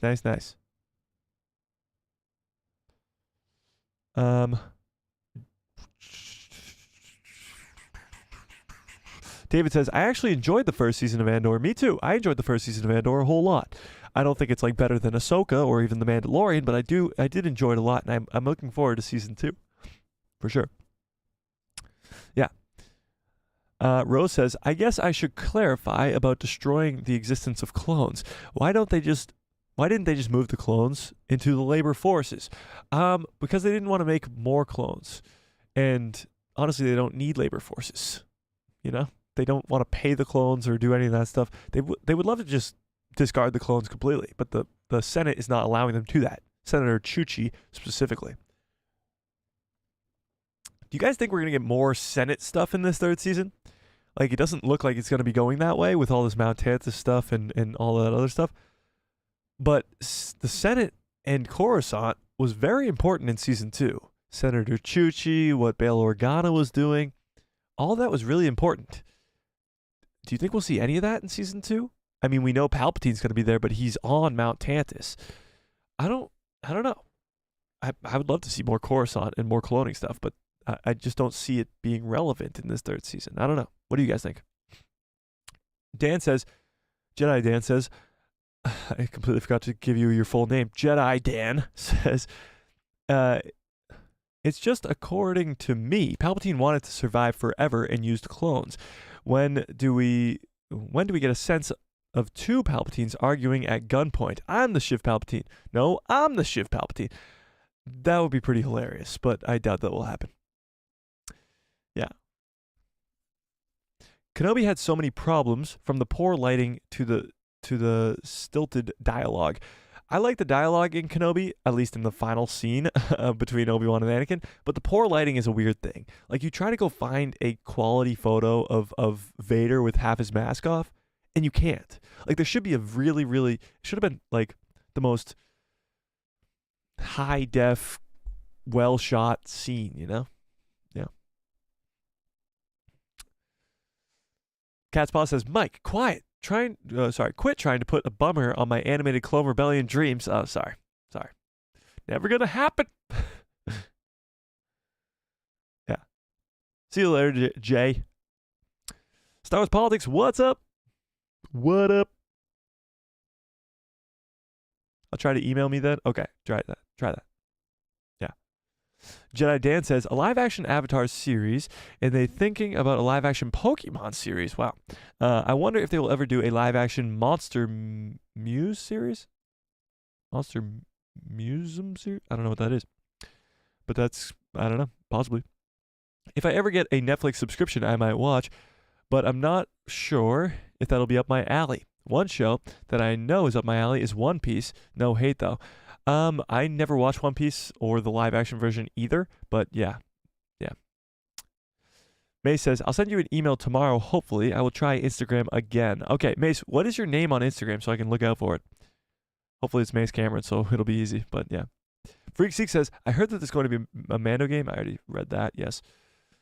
Brother, not brothers. Oh, okay. Tiffany says, Ventress and Ahsoka would be incredible. I agree. Ventress coming into live action would be awesome. Yeah. Star Wars Politics says, do you think we will see Vader by the end of the season? I do. If the Bad Batch pose the great threat that we know that they will to Palpatine, and if, like he says in the trailer, what's going on Mount Tantus is the most important thing to securing the future of the entire Empire. If it's the most important thing, you don't think he's going to send all of his help to go stop the Bad Batch? You don't think he's going to send his best weapon in Vader? I think Vader's definitely going to be in this third season. Definitely. I would put very little money on it, but I would put money on it. Yeah, I do think so.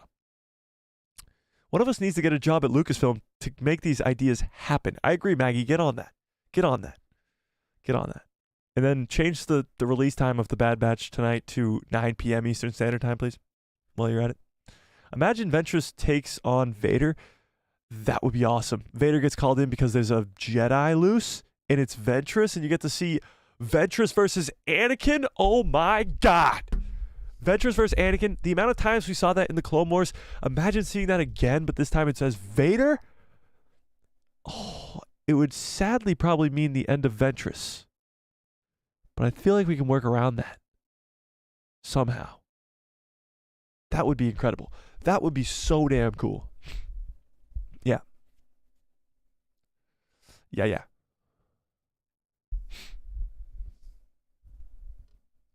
Jedi Dan says, in the live action, I don't know what you're talking about. So I don't know.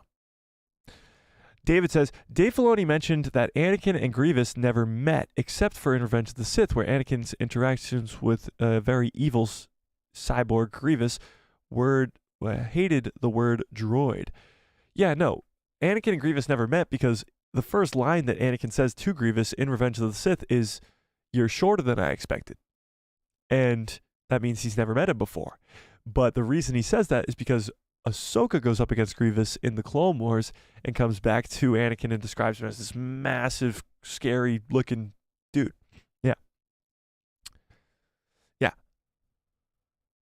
Freak Zeke says, don't know if the timeline's up, but I want to see the Bad Batch versus Scar Squadron. Scar Squadron? Who's that? Not ringing any bells. Scar Squadron. Star Squadron. Task Force 99. Elite Stormtrooper Squad. The 501st Galaxy. Oh, it's the Galactic Empire. Led by Sergeant Creel. Interesting. I don't know if maybe the timeline could line up if it's like an early version of them. Not too sure. Maybe. It looks like Omega is holding an egg. I don't even know. A German coding machine? Okay. Who's y'all's favorite Star Wars character? Okay, that's a tough question. I mean, it changes all the time, but right now I'd probably say Anakin. And Ahsoka. And Ezra Bridger. And Darth Maul. And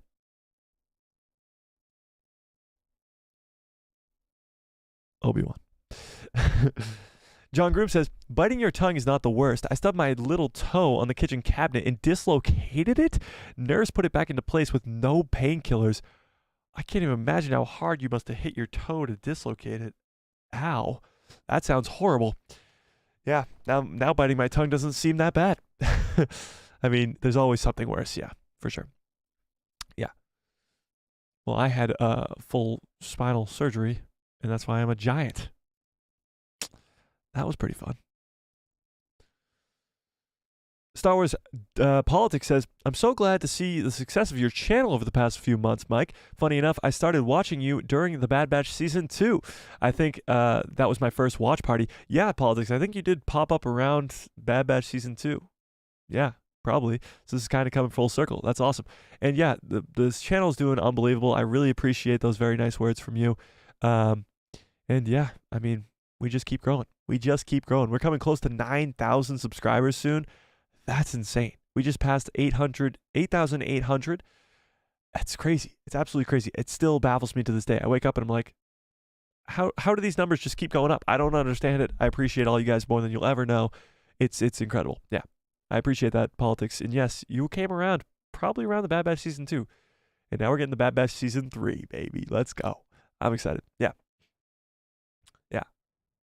Mace Cameron says, 9 hours and 33 minutes until the Bad Batch at the time of typing this message. Okay, nice. Cool. Oh, damn it. It just scrolled down to the bottom again. No. Maggie says, hey, you get to wake up at 2 before the watch party. I got to wake up at 1. Yeah, but you could just pull an all-nighter at that point. Like 3 a.m. is it's too late because then I'll be up until 5 a.m. doing the watch party probably, and then I'll be up till tomorrow doing the breakdown. So I got to go to sleep beforehand and get my sleep beforehand. If it comes out at 1, you can stay up till 2 or 3, whatever it is, and then go to bed and sleep in tomorrow. Or maybe if you can't sleep in, but you know what I mean. Yeah. 3 a.m. just sucks. It sucks. Like even if it was midnight, I could stay up late and do it. I hate it, but we'll live. Ellie says, I just rewatched Andor with a friend, and I absolutely love it even more now. Andor is I have to rewatch Andor, because I think I will like it even more. Yeah, for sure. Yeah. John Groom says, would this season coincide with the same scenes of Tales of the Jedi with Ahsoka? Wait. when Bail Organa brings Ahsoka back to fight. I don't really know specifically when that happens, but maybe. Yeah. See you, Mace. Ellie says, some of my friends refuse to believe that Tech is dead, and I'm just over here like he's dead, and he's not coming back. A lot of people do believe that Tech is not dead. And honestly, it's not the worst theory ever. I could see him coming back to life, but I don't want him to. I really don't. I would love to see Tech remain dead because his sacrifice in Season 2 was so meaningful, and if you bring him back, it becomes less meaningful. Simple as that. Simple. Yeah. One Piece is actually not up my alley. I've seen people talking about it, and I could tell that I wouldn't like it. I'm not the biggest anime fan. I mean, I loved Avatar, but that's a lot of people don't even consider that anime, I guess. So I don't know. One Piece isn't really up my alley. I have heard really good things about it, and I'd love to check it out, but yeah, you know. Cat's Paw says, I get the whole experience myself. Then I'll be able to see others' reactions without trying to watch two things at the same time. It's easier sometimes. Yeah, that makes sense. But watch party, be there. Question for everyone who watched The Chosen: who you ship, Matthew and do you ship Matthew and Mary?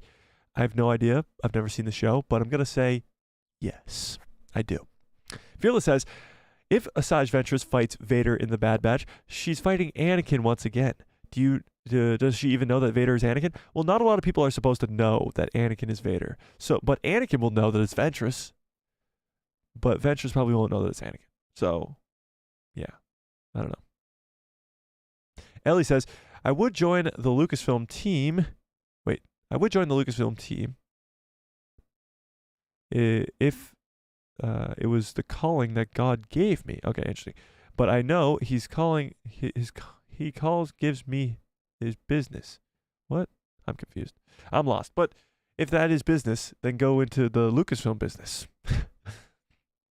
Jedi Dan says, Grievous says, you fool, I've been trained by your Jedi arts by Dooku. And Obi-Wan says, I know, you've only dueled me 20 times.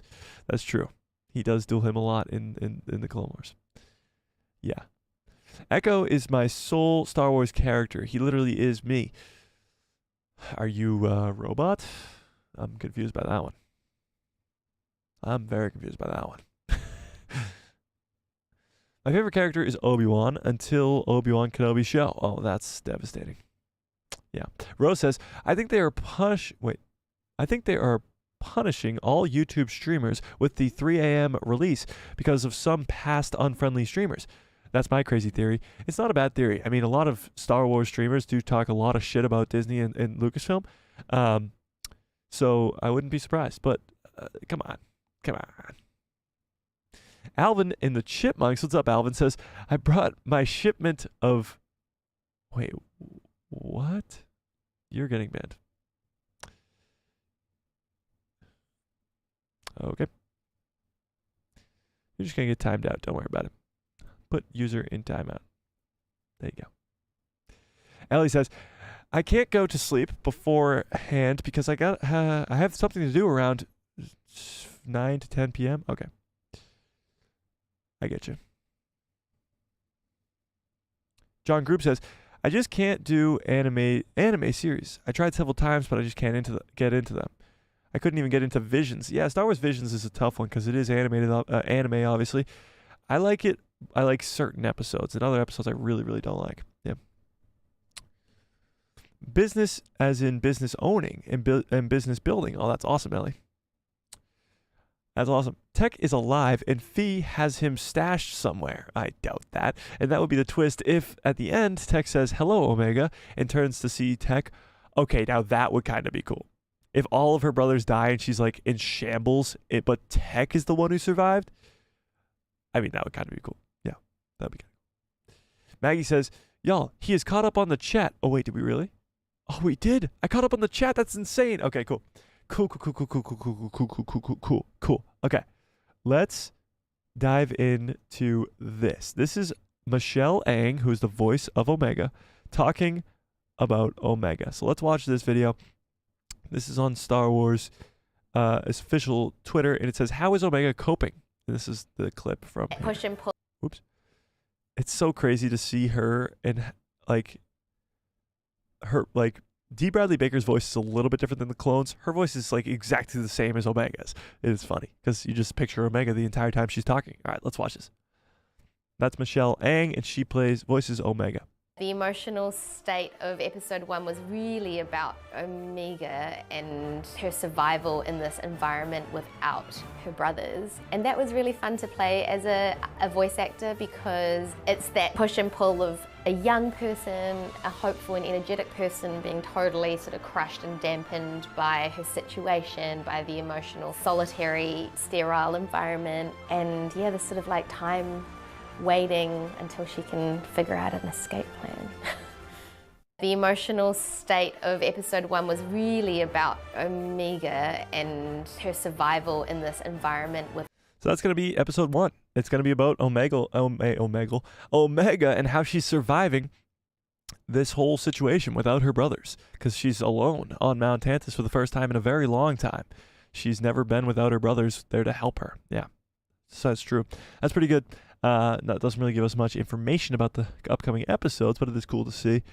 It is cool to see. They also posted, the wait is almost over. The final season of The Bad Batch arrives tomorrow with 3 episodes premiering only on Disney+. Why tomorrow? Why? Why? Can somebody give me a valid answer that makes any sense? Please. Please. Okay. Ellie says, I really liked Vision's episodes that had the entire horror story for like 20 minutes. Yeah, that one was pretty good. I think the best one is literally the first one of season 1, the Ronin one. And I think it actually just only goes downhill from there. Yeah. Hump Day, that's why? Okay. I guess that's a valid reason. Cat's Paw, that makes sense. Yeah. No, it doesn't, because it's the middle of the week doesn't mean anything. They did Ahsoka and Loki season 2 on the night befores at 9 p.m. and they did incredibly well. They were so successful. Why mess with that? Why? Why? Yeah. Catherine says, Resistance is not very good. I couldn't even get past the first episode of Resistance, so I couldn't tell you if it's good, honestly. I can't give judgment on something I haven't watched, but it's not my thing. It's definitely not my thing. No. Sounds like a situation that depression would be very likely. Yeah, Omega's not going to be in a good spot right off the bat. That's for sure. Yeah. Hump Day is Pump Day? Is that like a saying? Is that a real... Hump Day is Pump Day? That's incredible. Okay. Do you guys want to do call-ins? I'm going to give you guys the option to do call-ins on these prediction streams because I think call-ins would actually be very good because now we can hear you guys' predictions. So we can open up the call-in stage in the Discord if you guys want to do call-ins before we get on out of here, before we get hyped for this final episode. We can leave that up to you guys if you guys want to do call-ins or not. Call-ins are very easy if you don't know what I'm talking about. We do call-ins on the channel. You have to be a person on the Discord. You don't have to be a member. It's completely free. And the Discord is in the description below. Join that Discord if you have not yet. It is very cool. I'm making Hump Day is Pumped Day. Hump Day is Pumped Day. That is a great little thing there. Yeah. Resistance wasn't so bad. I gotta watch it, I guess. Have you watched The Prince of Egypt? Highly recommend. It sounds familiar, but I don't think so. Maggie says, I've never heard anyone say that. Me either. Star Wars Resistance on my tier list is what in hell section? Oh, what people watch in hell section. Oh, that's a little tough. I've never done Collins before, but it sounds cool. It does sound cool. The music in the Prince of Egypt music is amazing, though. It sounds familiar, but I don't know what you're referring to. Yeah, I really don't. Yeah. Here, I'll open the stage, and if somebody comes in and raises their hand, then we'll do a call-in. But if not, then we won't. How about that?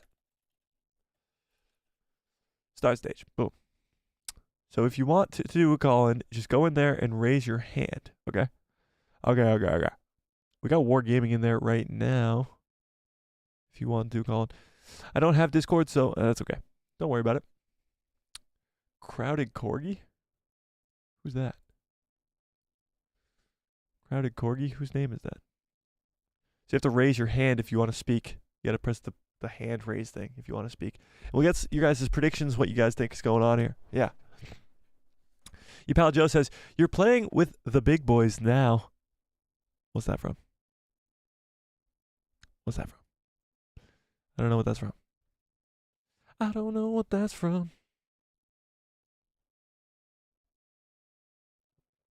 Any last minute predictions for these 3 episodes that come out in just a few short 9 hours or whatever it is, 6 hours, whatever it is, 8 hours, whatever it is? Yeah. What do we think? What are your final predictions for these first 3 episodes? Do you think we'll see Palpatine tonight? Do you think we'll see Asajj Ventress tonight? Do you think we'll see Cad Bane tonight? What are we thinking? What do we think? What do we think? It's from the Prince of Egypt. It's a Disney movie about Moses. Oh, okay. Is it animated? Maybe that's why I know it. Catherine says, I have Discord, but not on this computer. That's okay. That's okay. That's okay. That's all right. Honestly, I think tonight is going to be more about Omega and Crosshair. And then I think we're going to get a lot of what's going on with how long it's been. That'll be pretty telling. Maybe that we could find out tonight that, oh, here we go. Cat's Paw. Cat's Paw in the building. Maybe we can find out Cat's Paw. What's going on with how long it's been? Oh, can you mute the stream behind you? We find out tonight that. I can just hear myself twice. What's up, Cat's Paw? How we doing? Yeah, I'm doing fine. All right, let's hear it. What are your predictions for tonight's episode? Not the whole season, but just tonight's episode. We're getting 3 episodes. Do you think we're going to see Papa Palps? Oh, geez. I think we'll see Palp towards the beginning because, just setting him up and for the clone thing. But yeah. Oh, I think I'll see Palp at the beginning. Yeah, Palpatine, I think, is probably going to be in the 3rd episode. I think it's more likely because it's called The Shadow of Tantus or whatever it's called. And it could set up what he's doing on Mount Tantus and him probably deliver that line of, this is of the greatest importance to the future of securing the Empire, or whatever he says. I could definitely see that. What do you think about maybe the season as a whole? What do you want to see most out of this season? Who do you want to see maybe survive? Who do you want to see possibly die? And do you think they're going to set up maybe your Clone Rebellion show? I'm going to get that Clone Rebellion show one way or another. But anyway, oh gosh, they're going to kill off most of our characters. But yep. I really want to see Omega and Hunter survive. Hunter too? I'm getting to think it's probably going to be more maybe Wrecker and Omega. And I think the first 3 ones, I think we're going to start seeing the gang get together that's going to go after everybody, like Fee and Fennec Shan and everyone else that kind of like, when everybody got together to go help. Let's see, how am I trying to think? Ezra. I think they're going to still get same dynamic to go after and help Omega. Yeah, I think it's probably going to be something similar like that. Like the same way that Rebels season 4 finale was kind of like bringing back all these people, like from Hondo Naka to all these, like they brought back everybody to kind of come help save Lothal and help Ezra in his plan. But I think something similar could happen in this 3rd season of The Bad Batch for sure. Bringing everybody in, bringing Rex in, bringing Gregor in, bringing probably Wolf in if they get his inhibitor chip out of his head, and bringing all these people from the first 2 seasons. Maybe Harrison Dula, maybe Gungi, maybe all these familiar faces from the first 2 seasons to come help take down Mount Tantus. Because I think by the end of this season, we're probably going to see Palpatine shift his gears to Exegol, a hidden planet where nobody can get to him. And I think the reason he's doing that is because Mount Tantus gets blown up. And that's what I'm thinking. That's the reason why he goes to Exegol, because they take down Mount Tantus. Yeah. But for the first 3 episodes, you're going to see what's happening on Mount Tantus through Omega's background, what's going on there, and then we're going to be seeing the setup for the group to get there. And then I think on the 3rd episode, we're going to see the culmination of this is what we're going to do and this is the plan.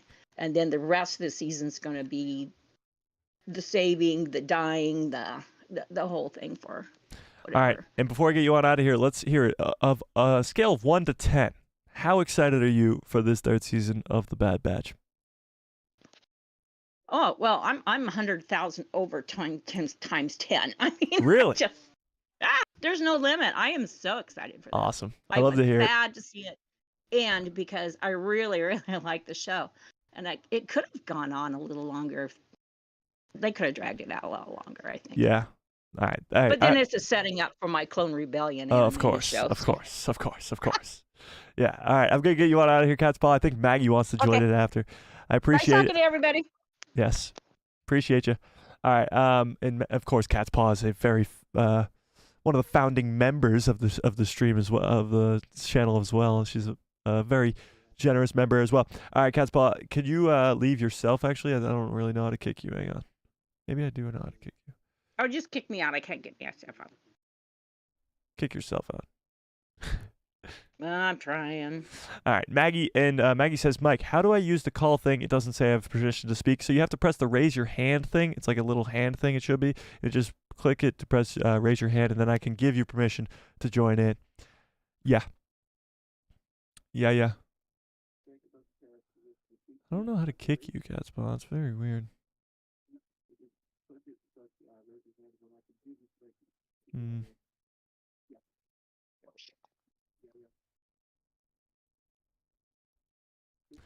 So, Maggie, you got to press the raise your hand thing so I can click on you.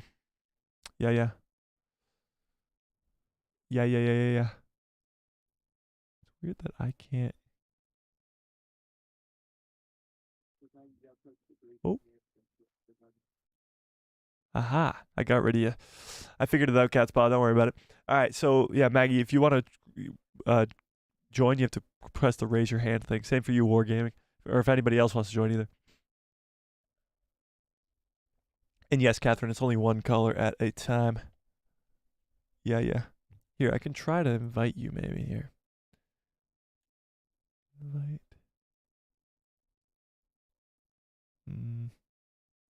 Invite to speak. There you go. I just invited you to speak, Maggie. If you just... Oh, perfect. All right, I just invited you to speak. If you can accept that, then you can hop on. Oh, Maggie, what's up? Oh, you're muted. You're muted on your end, I think, too. So if you could just unmute yourself, then we can hear you. Maggie. Earth to Maggie. Maggie, are you out there? Maggie. I figured it out, Cat's Paw. It was actually really helpful that you couldn't get out of there because it forced me to learn how to disconnect you. It was very nice. Yeah. Freak Zeke says, love her accent. Are you talking about Omegas? I'm confused. I'm trying. It's loading? Oh, okay. Well, we'll try to keep getting you in here, Maggie. Don't worry about it. Wow, we got almost 40 votes, and guess what? 100% of you guys are excited for this Bad Batch Season 3. I'm going to end that poll, actually. Well, we try to get Maggie on in here. 100%. I don't know if that's ever happened on this stream. At least not like over 2 hours. It'd stay at 100. That's crazy. Yeah. Allie says, never mind, I'm back. What's up, Allie? All right, throw in your last minute predictions because after we either get Maggie in here or not, we are going to probably end the stream at some point because we're coming up on 2 hours. So any last minute predictions, crazy, bold prediction that you have for tonight's 3 episodes, go crazy because if you're right, it would be crazy. Your pal Joe says the math is mathing. That is true. It is 100% to 0, so that is the math technically mathing. Yes, that is true. How do you unmute yourself? I'm guessing there's some microphone little looking button thing that you just have to press unmute. I don't know. I can't unmute you, so you have to do that on your end. Yeah. How many hours will Season 3 be released? Oh, in how many hours? How many hours from now? If it's 6 o'clock, that's 6 plus 3, 9 hours. 9 hours until the first 3 episodes release. So 9 hours from now. Wherever you are in the world, it's the same 9 hours. 9 hours. Your pal Joe says Crosshair dies in the first 3 episodes. Yeah, I doubt that. I seriously doubt that. Yeah, I really hope not. That would be a bummer. Yeah. Skywalker Academy says it would have been last time if I didn't actually click no. Oh yeah, because it was gonna be 100%. Yeah. If Crosshair dies in the first 3 episodes, Joe, I would absolutely lose it. That would be incredible. They would have to run experiments on your mind, I think, Joe. Or you'd have some insider information, I think. Yeah. I think so. I think so.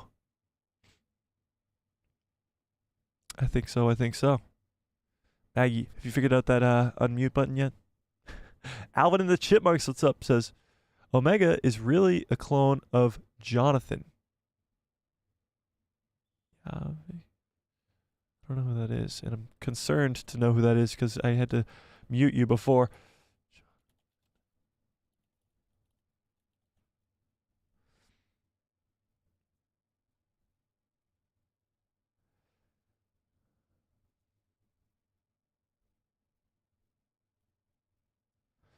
Okay. Alvin. You're very sneaky about it, Alvin. I appreciate it, but I don't appreciate the comments. Maggie says, Wargaming, go ahead. This will take a minute. I don't think Wargaming is coming in, honestly. But that's okay. We'll get you in next time, Maggie, if you can figure out that unmute button. Don't worry about it. Catherine says, how do I become a member of the channel? That's a great question, Catherine. I appreciate you asking it. So I'll actually prove to you guys exactly how to do it. So if you go to YouTube and you go to this stream that you are watching currently. Wait, what? That you're watching currently. I'll show you. View this channel. So if you're on the channel and you're watching this stream that is right here. Oh, no, we don't want to hear myself twice. So you're looking here and you see this description. So you click on the description. Whoops. Well, let's push this over. Click on the description of this video. And there's 2 links. The bottom link is to the Discord, and the top link is to become a member. So you click on that link to become a member, and you get sent to this thing.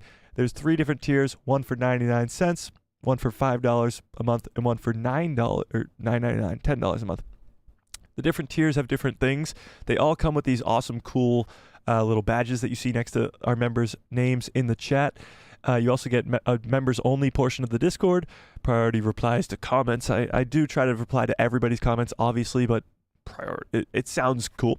10% off on merchandising. So there is going to be a store coming this year. I'm not sure when, but at some point this year there will be. Yes. BB Death says, Alvin! I know.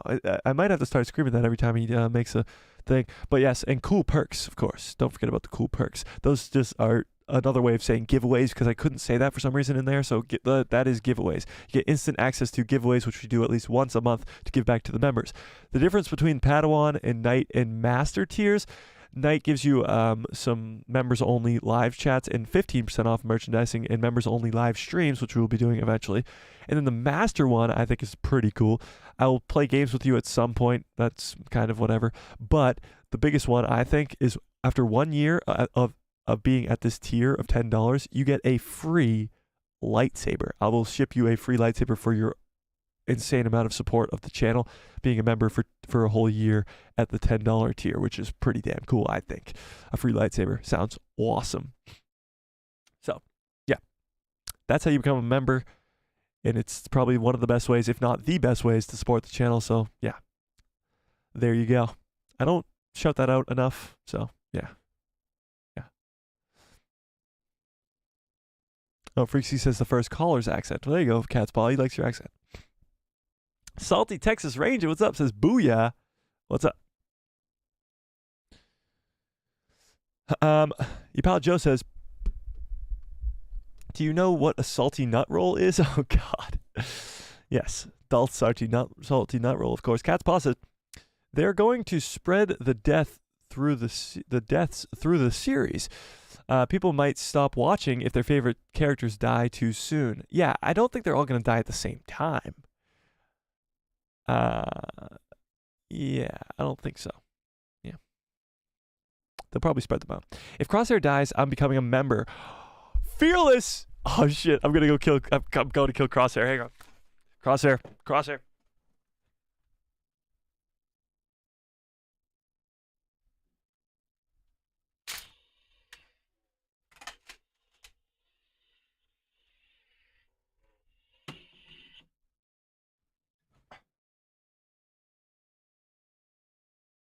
have seen, the things I've done, all to get a membership from Fearless. Fearless, I just killed Crosshair, so you'll see it in episode 14. Episode 14 of the Bad Batch. Yeah. Yeah. Rose says, I predict that we will see more of a relationship between Omega and her sister develop, and I predict that she changes. The Bad Batch could be my favorite Star Wars animation series these days. Really? Where is the Bad Batch on your guys' ranking? Like, you got Rebels, you got Clone Wars, you got... We'll just do the big three for now. Clone Wars, Rebels, and the Bad Batch. What's the list for that? Does it go Clone Wars, Rebels, then Bad Batch? Does it go Bad Batch, Rebels, then Clone Wars, Rebels, Clone Wars, Bad Batch? What are we thinking? What's the list? For me, Rebels just holds this massive spot in my heart, you know? So I would have to say Rebels is number one, then Clone Wars, then Bad Batch, but maybe this third season might change that, you know? Might change that. Pal Joe says it goes Rebels, Clone Wars, then Bad Batch for me. Yeah, that's probably my list too. That's probably my list as well. Yeah. Yeah. Oh, damn it. Okay, here we go. Skywalker says, long-time listener, first-time caller. That's cool. I like that. Omega's sister is killed on Tantus during the escape. That is probably likely. I don't know if Emery, this new sister character, is going to survive all that much longer, you know? Salty says, Salty Texas Ranger says, interestingly, the same thing happened and they killed off Luke and Snoke in The Last Jedi. A lot checks out? I'm confused. What do you mean? How's that related? Fearless says, all right, it's definite. Oh, okay. Yeah, I killed. Skywalker Academy says, the Force moves darkly around a person who's about to kill. That's why I have that's why my background is black. It's very dark here. This is the dark side. That's why the intro is...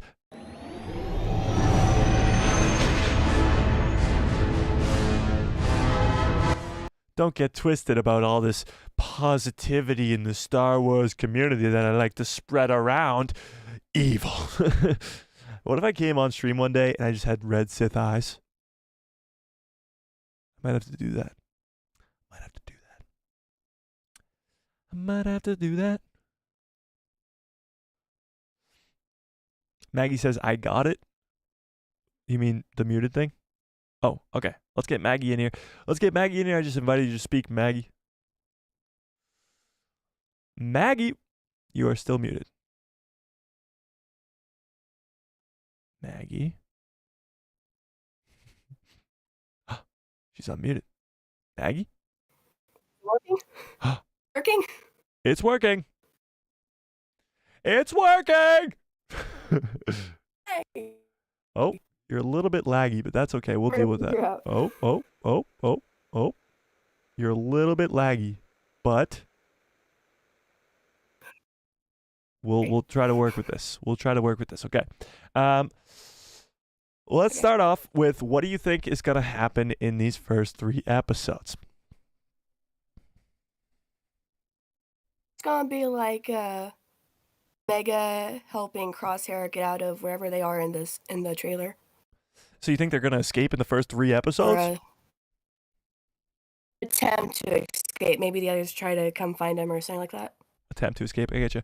Yeah, that would be pretty cool. Do you think we'll see Palpatine in that 3rd episode like we were talking about earlier? Maybe. I like it. Crazy cameos in season 3. We already seen Asajj Ventress. We've already seen Cad Bane and Fennec Shand all in the trailer. Who do you think could we see maybe from like the first 2 seasons, like we were talking about earlier with Gungi and Harrison Dula, or maybe even somebody even crazy, like maybe Quinlan Voss could come along with Ventress? Like, who do you think we could see for cameos in this 3rd season? Maybe the Bad Batch get Fennec Shand with them to help them find Omega, because she tried to help them with Cad Bane in the 1st season. Yeah, no, that's definitely possible. Maybe Quinlan shows up. I don't know. Quinlan would be cool. I mean, I think they're probably going to have him in at least Tales of the Jedi Season 2 with Asajj Ventress, but yeah, I really don't know. How about let's ask this: who do you think is more likely to die? We'll put it that way: Crosshair or Hunter? Oh, that's a good one. Honestly, I want Hunter to live. Hunter is my favorite clone. favorite clone ever, Hunter. Crosshair is not favorite clone ever, just favorite with the Bad Batch. But Okay. Crosshair is extremely good with the book. He may be able to defend himself better. True. I don't know. Honestly, Died before both. I think they're probably both going to die, but it's going to be a sad end to the season. I think a lot of people are probably going to die, but I guess we'll have to wait and see. All right, and before we get you on out of here, of course, I'd ask Cat's Paw the same thing. On a scale of 1 to 10, how excited are you for this third season? 10. It's 10. new Star Wars. 10 out of 10. New Star Wars. Can't argue with that. I cannot argue with that. New Star Wars is the best. Maggie, I appreciate all the support. I know you're a newcomer to the channel, and I appreciate you coming to all the streams and being active in the Discord, and I love it, and I appreciate it more than you will ever know. But I appreciate the call in today, Maggie, and hopefully we'll get some more people calling in all the time. We do call-ins at least once a week. I like doing it on the prediction streams because I can get you guys' prediction for the next episode, and I appreciate it, Maggie. I'm going to get you on out of here. All right. Thank you. Thank you. All right, cool. I'm going to end that stage on the Discord, and we will try to get call-ins hopefully every prediction stream. I like doing on the prediction streams because then we can get people in here and give their predictions. That was a lot of fun. I appreciate you, Cat's Paw and Maggie. Huge shout out to you guys for doing that. That's pretty cool. Laggy Maggie. Yeah, there you go. It fixed itself kind of a little bit there. Yeah, it's true. Yeah. All right, let's see. People ranked these here. Your pal Joe says Rebels, then Clone Wars, then Bad Batch. All of it is the best animation since Bugs Bunny. Okay. Clone Wars, then Rebels, then the Bad Batch. I can't believe this is the last season. I know, Freakseek. Rebels, then Bad Batch. I loved all three, but Clone Wars, then Rebels, then Bad Batch. See, Bad Batch is at all the end of your lists, but this third season might kind of change that around, you know? It could maybe change that around. Catherine says, Mike, that like asking... Oh, Mike, that's like asking who is your favorite child. Except Resistance is the red-haired stepchild. Oh, God, yeah. Star Wars Politics says, good cups follow orders. I appreciate that. It is a good cup, and it does follow orders. Your pal Joe says, Mike, what is your most prized piece of Star Wars memorabilia? That's a good question. Because I have a lot of Star Wars toys and stuff, and as you can tell by my background, and this is just the start of it, I think it's got to be this.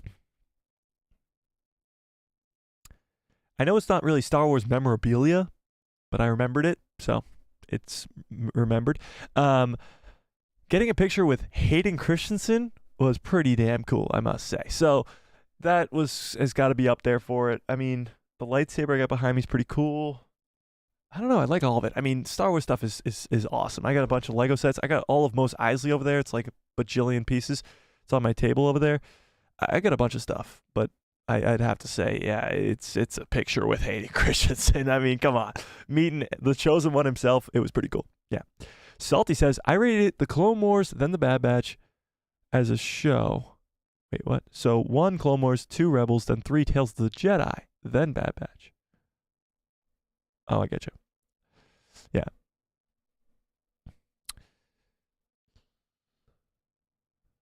Salty says, first 3 episodes, Omega and Crosshair get away and Tech is found alive, but Cad Bane, and he uses his droid to sustain him until he gets to the back to tank. Imagine Cad Bane was the one who saved Tech. That would be insane.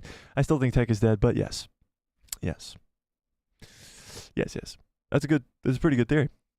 Your pal Joe says, ooh, what if we see Kiara working for the Crimson Dawn?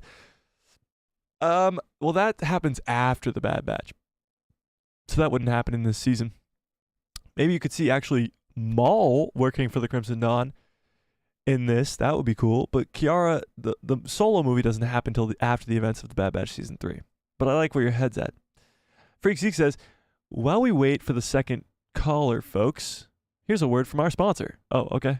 What's the word? We got sponsors? I wasn't informed of this. Today's sponsor is Good Cups. They follow orders.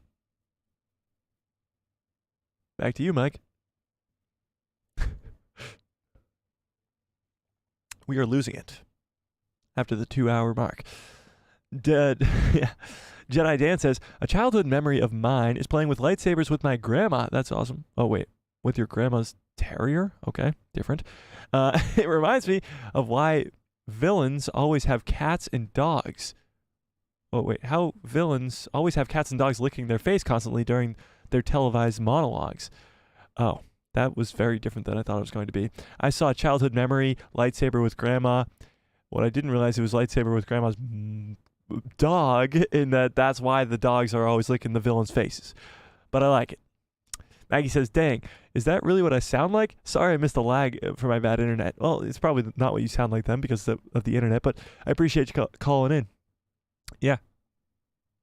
That counts. It is pretty cool. I mean, come on. Me and Hayden. Does it get more cool than that? This last season is going to have me on the stormy seas of emotions. Yeah, it probably will. Tiffany says, so jealous Mike had a picture with Hayden is epic. Thank you. Thank you. Thank you. Yes. Getting to meet Hayden was pretty cool. I didn't really have a chance to have a conversation with him or anything, but he did say, may the force be with you to me, which was pretty awesome. And I was like, you know what? I'm just going to die right here because my life is That's exactly what I said to him. That's exactly what I said. And yes, I am a giant. We've been over that before, though. Yeah. I thought the Solo movie happened super early in the timeline. Super early, yes. But how early, I don't think so. Because I think the Solo movie takes place at the exact same time as Kenobi, I believe, which is after this, yes. Yeah. Fearless says, I got to go early. See you at the watch party. Oh, see you, Fearless. See you. Yeah. Who is the chick on the other side of Hayden? That's a great question. Who is that? Wait, there was a chick in the picture? Hang on. Oh, yeah, you're right. Didn't even notice. That is the girl who loves Star Wars. Still won't come on the stream. She still won't come on the stream. I don't know what to tell you guys. You guys got to do something to get her on the stream. I don't know what to tell you. She doesn't want to. She doesn't like you guys, I guess. I guess that must be what it is. She doesn't like you guys. R.I.P. Crosshair. I think Crosshair is definitely a goner, yeah. That is the girl who loves Star Wars. She'll make an appearance at some point, yeah. Mike could play Chewbacca.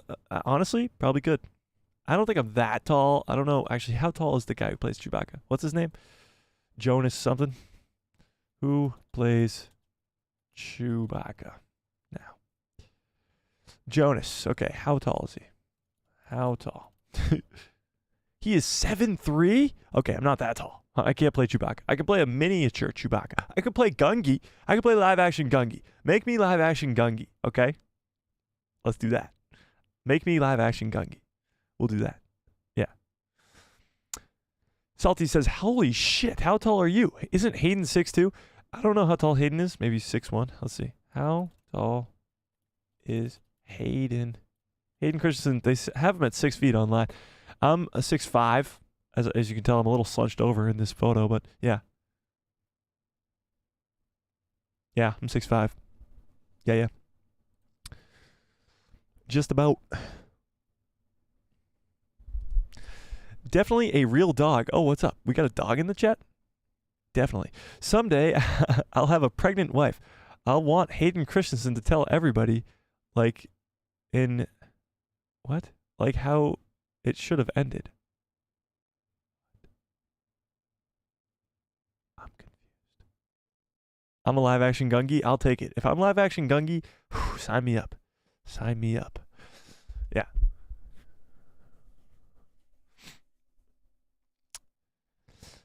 I don't know what you're trying to say. If I have someday I'll have a pregnant wife. I want Hayden Christensen to tell everybody, like, hi she? I don't know what that means, but yes, sure. The end of your sentence kind of confuses me. All right, I think we're gonna get on out of here. We got to get to bed. I do, for this watch party later. So come to the watch party. It's gonna start at how it should have ended. Yeah, I know that, but I don't know. Okay. We'll come to the watch party at 2:45 a.m. I'll be there, and we'll watch all the stuff together. If you can't make it to that, obviously, watch it on the replay. And I'll have a breakdown video for you guys, hopefully out by 12 p.m. Eastern Standard Time tomorrow, if not 1 p.m. So watch out for that breakdown video of the first 3 episodes. I'm very, very, very excited for this first 3 episodes. I cannot wait. Absolutely cannot wait. And I have high, high hopes for this 3rd season of The Bad Batch. And I can't wait. Definitely a dog says it's running a gag on how it should have ended. Anakin/Vader has to tell everyone that he has a son. Someone has a grandkid, etc. Oh, I get you. That it's his. I get you. Yes. I get you now. Okay. Anakin freaks out every time that he finds out that he had a kid. Yes, true. Yes. Yes, yes. Okay. I'm going to get on out of here. You guys are the absolute best. I appreciate all of you. Huge shout out to Cat's Paw and Maggie for the call-ins. That was a lot of fun. And we'll get some more call-ins going next week, probably around the same time. Cat's Paw says, grow some salty nut rolls and grow some salty nut rolls and live off coffee? Huh. Maybe I'll try that, but I don't drink coffee. And I've never had a salty nut roll, so I don't know. All right, I'm going to get on out of here. Smash a like on the stream if you haven't yet. I don't know what you're waiting for. How many likes do we even have on the stream? I didn't even check once this stream. And Lucasfilm, if you're watching, and I know that you are, please change the release time so that I can not go to bed now and wake up at 3 in the morning. Okay. I'm going to get on out of here. You guys are the absolute best. I appreciate all of you. Smash a like on this video if you haven't yet. Hit subscribe and hit that bell so you get notified every time I post a video. And my pretty face will show up in the recommended feed of yours. And may the force be with you. Always.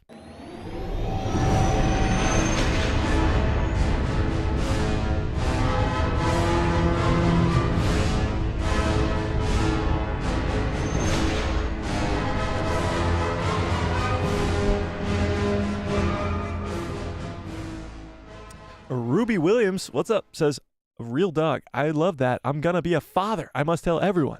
I have a son, asteroids. I think I'm just losing it after the 2-hour mark. I don't know what that means, but I appreciate you, Ruby. You guys are the absolute best. What a great stream. What a great show. I'm gonna have to go eat some salty nut rolls and, just go do all that other stuff, Tiffany says, if I can't join the watch party live, I will watch your replay. I appreciate that, Tiffany. I will appreciate that. Okay. Catch you guys on the live stream. Hopefully it's at 9 p.m., but if not, I'll see you at 2:45 in the morning. I hope you have a great rest of your evening, a great rest of your lives. I hope these first 3 episodes are incredible, and good night, everybody.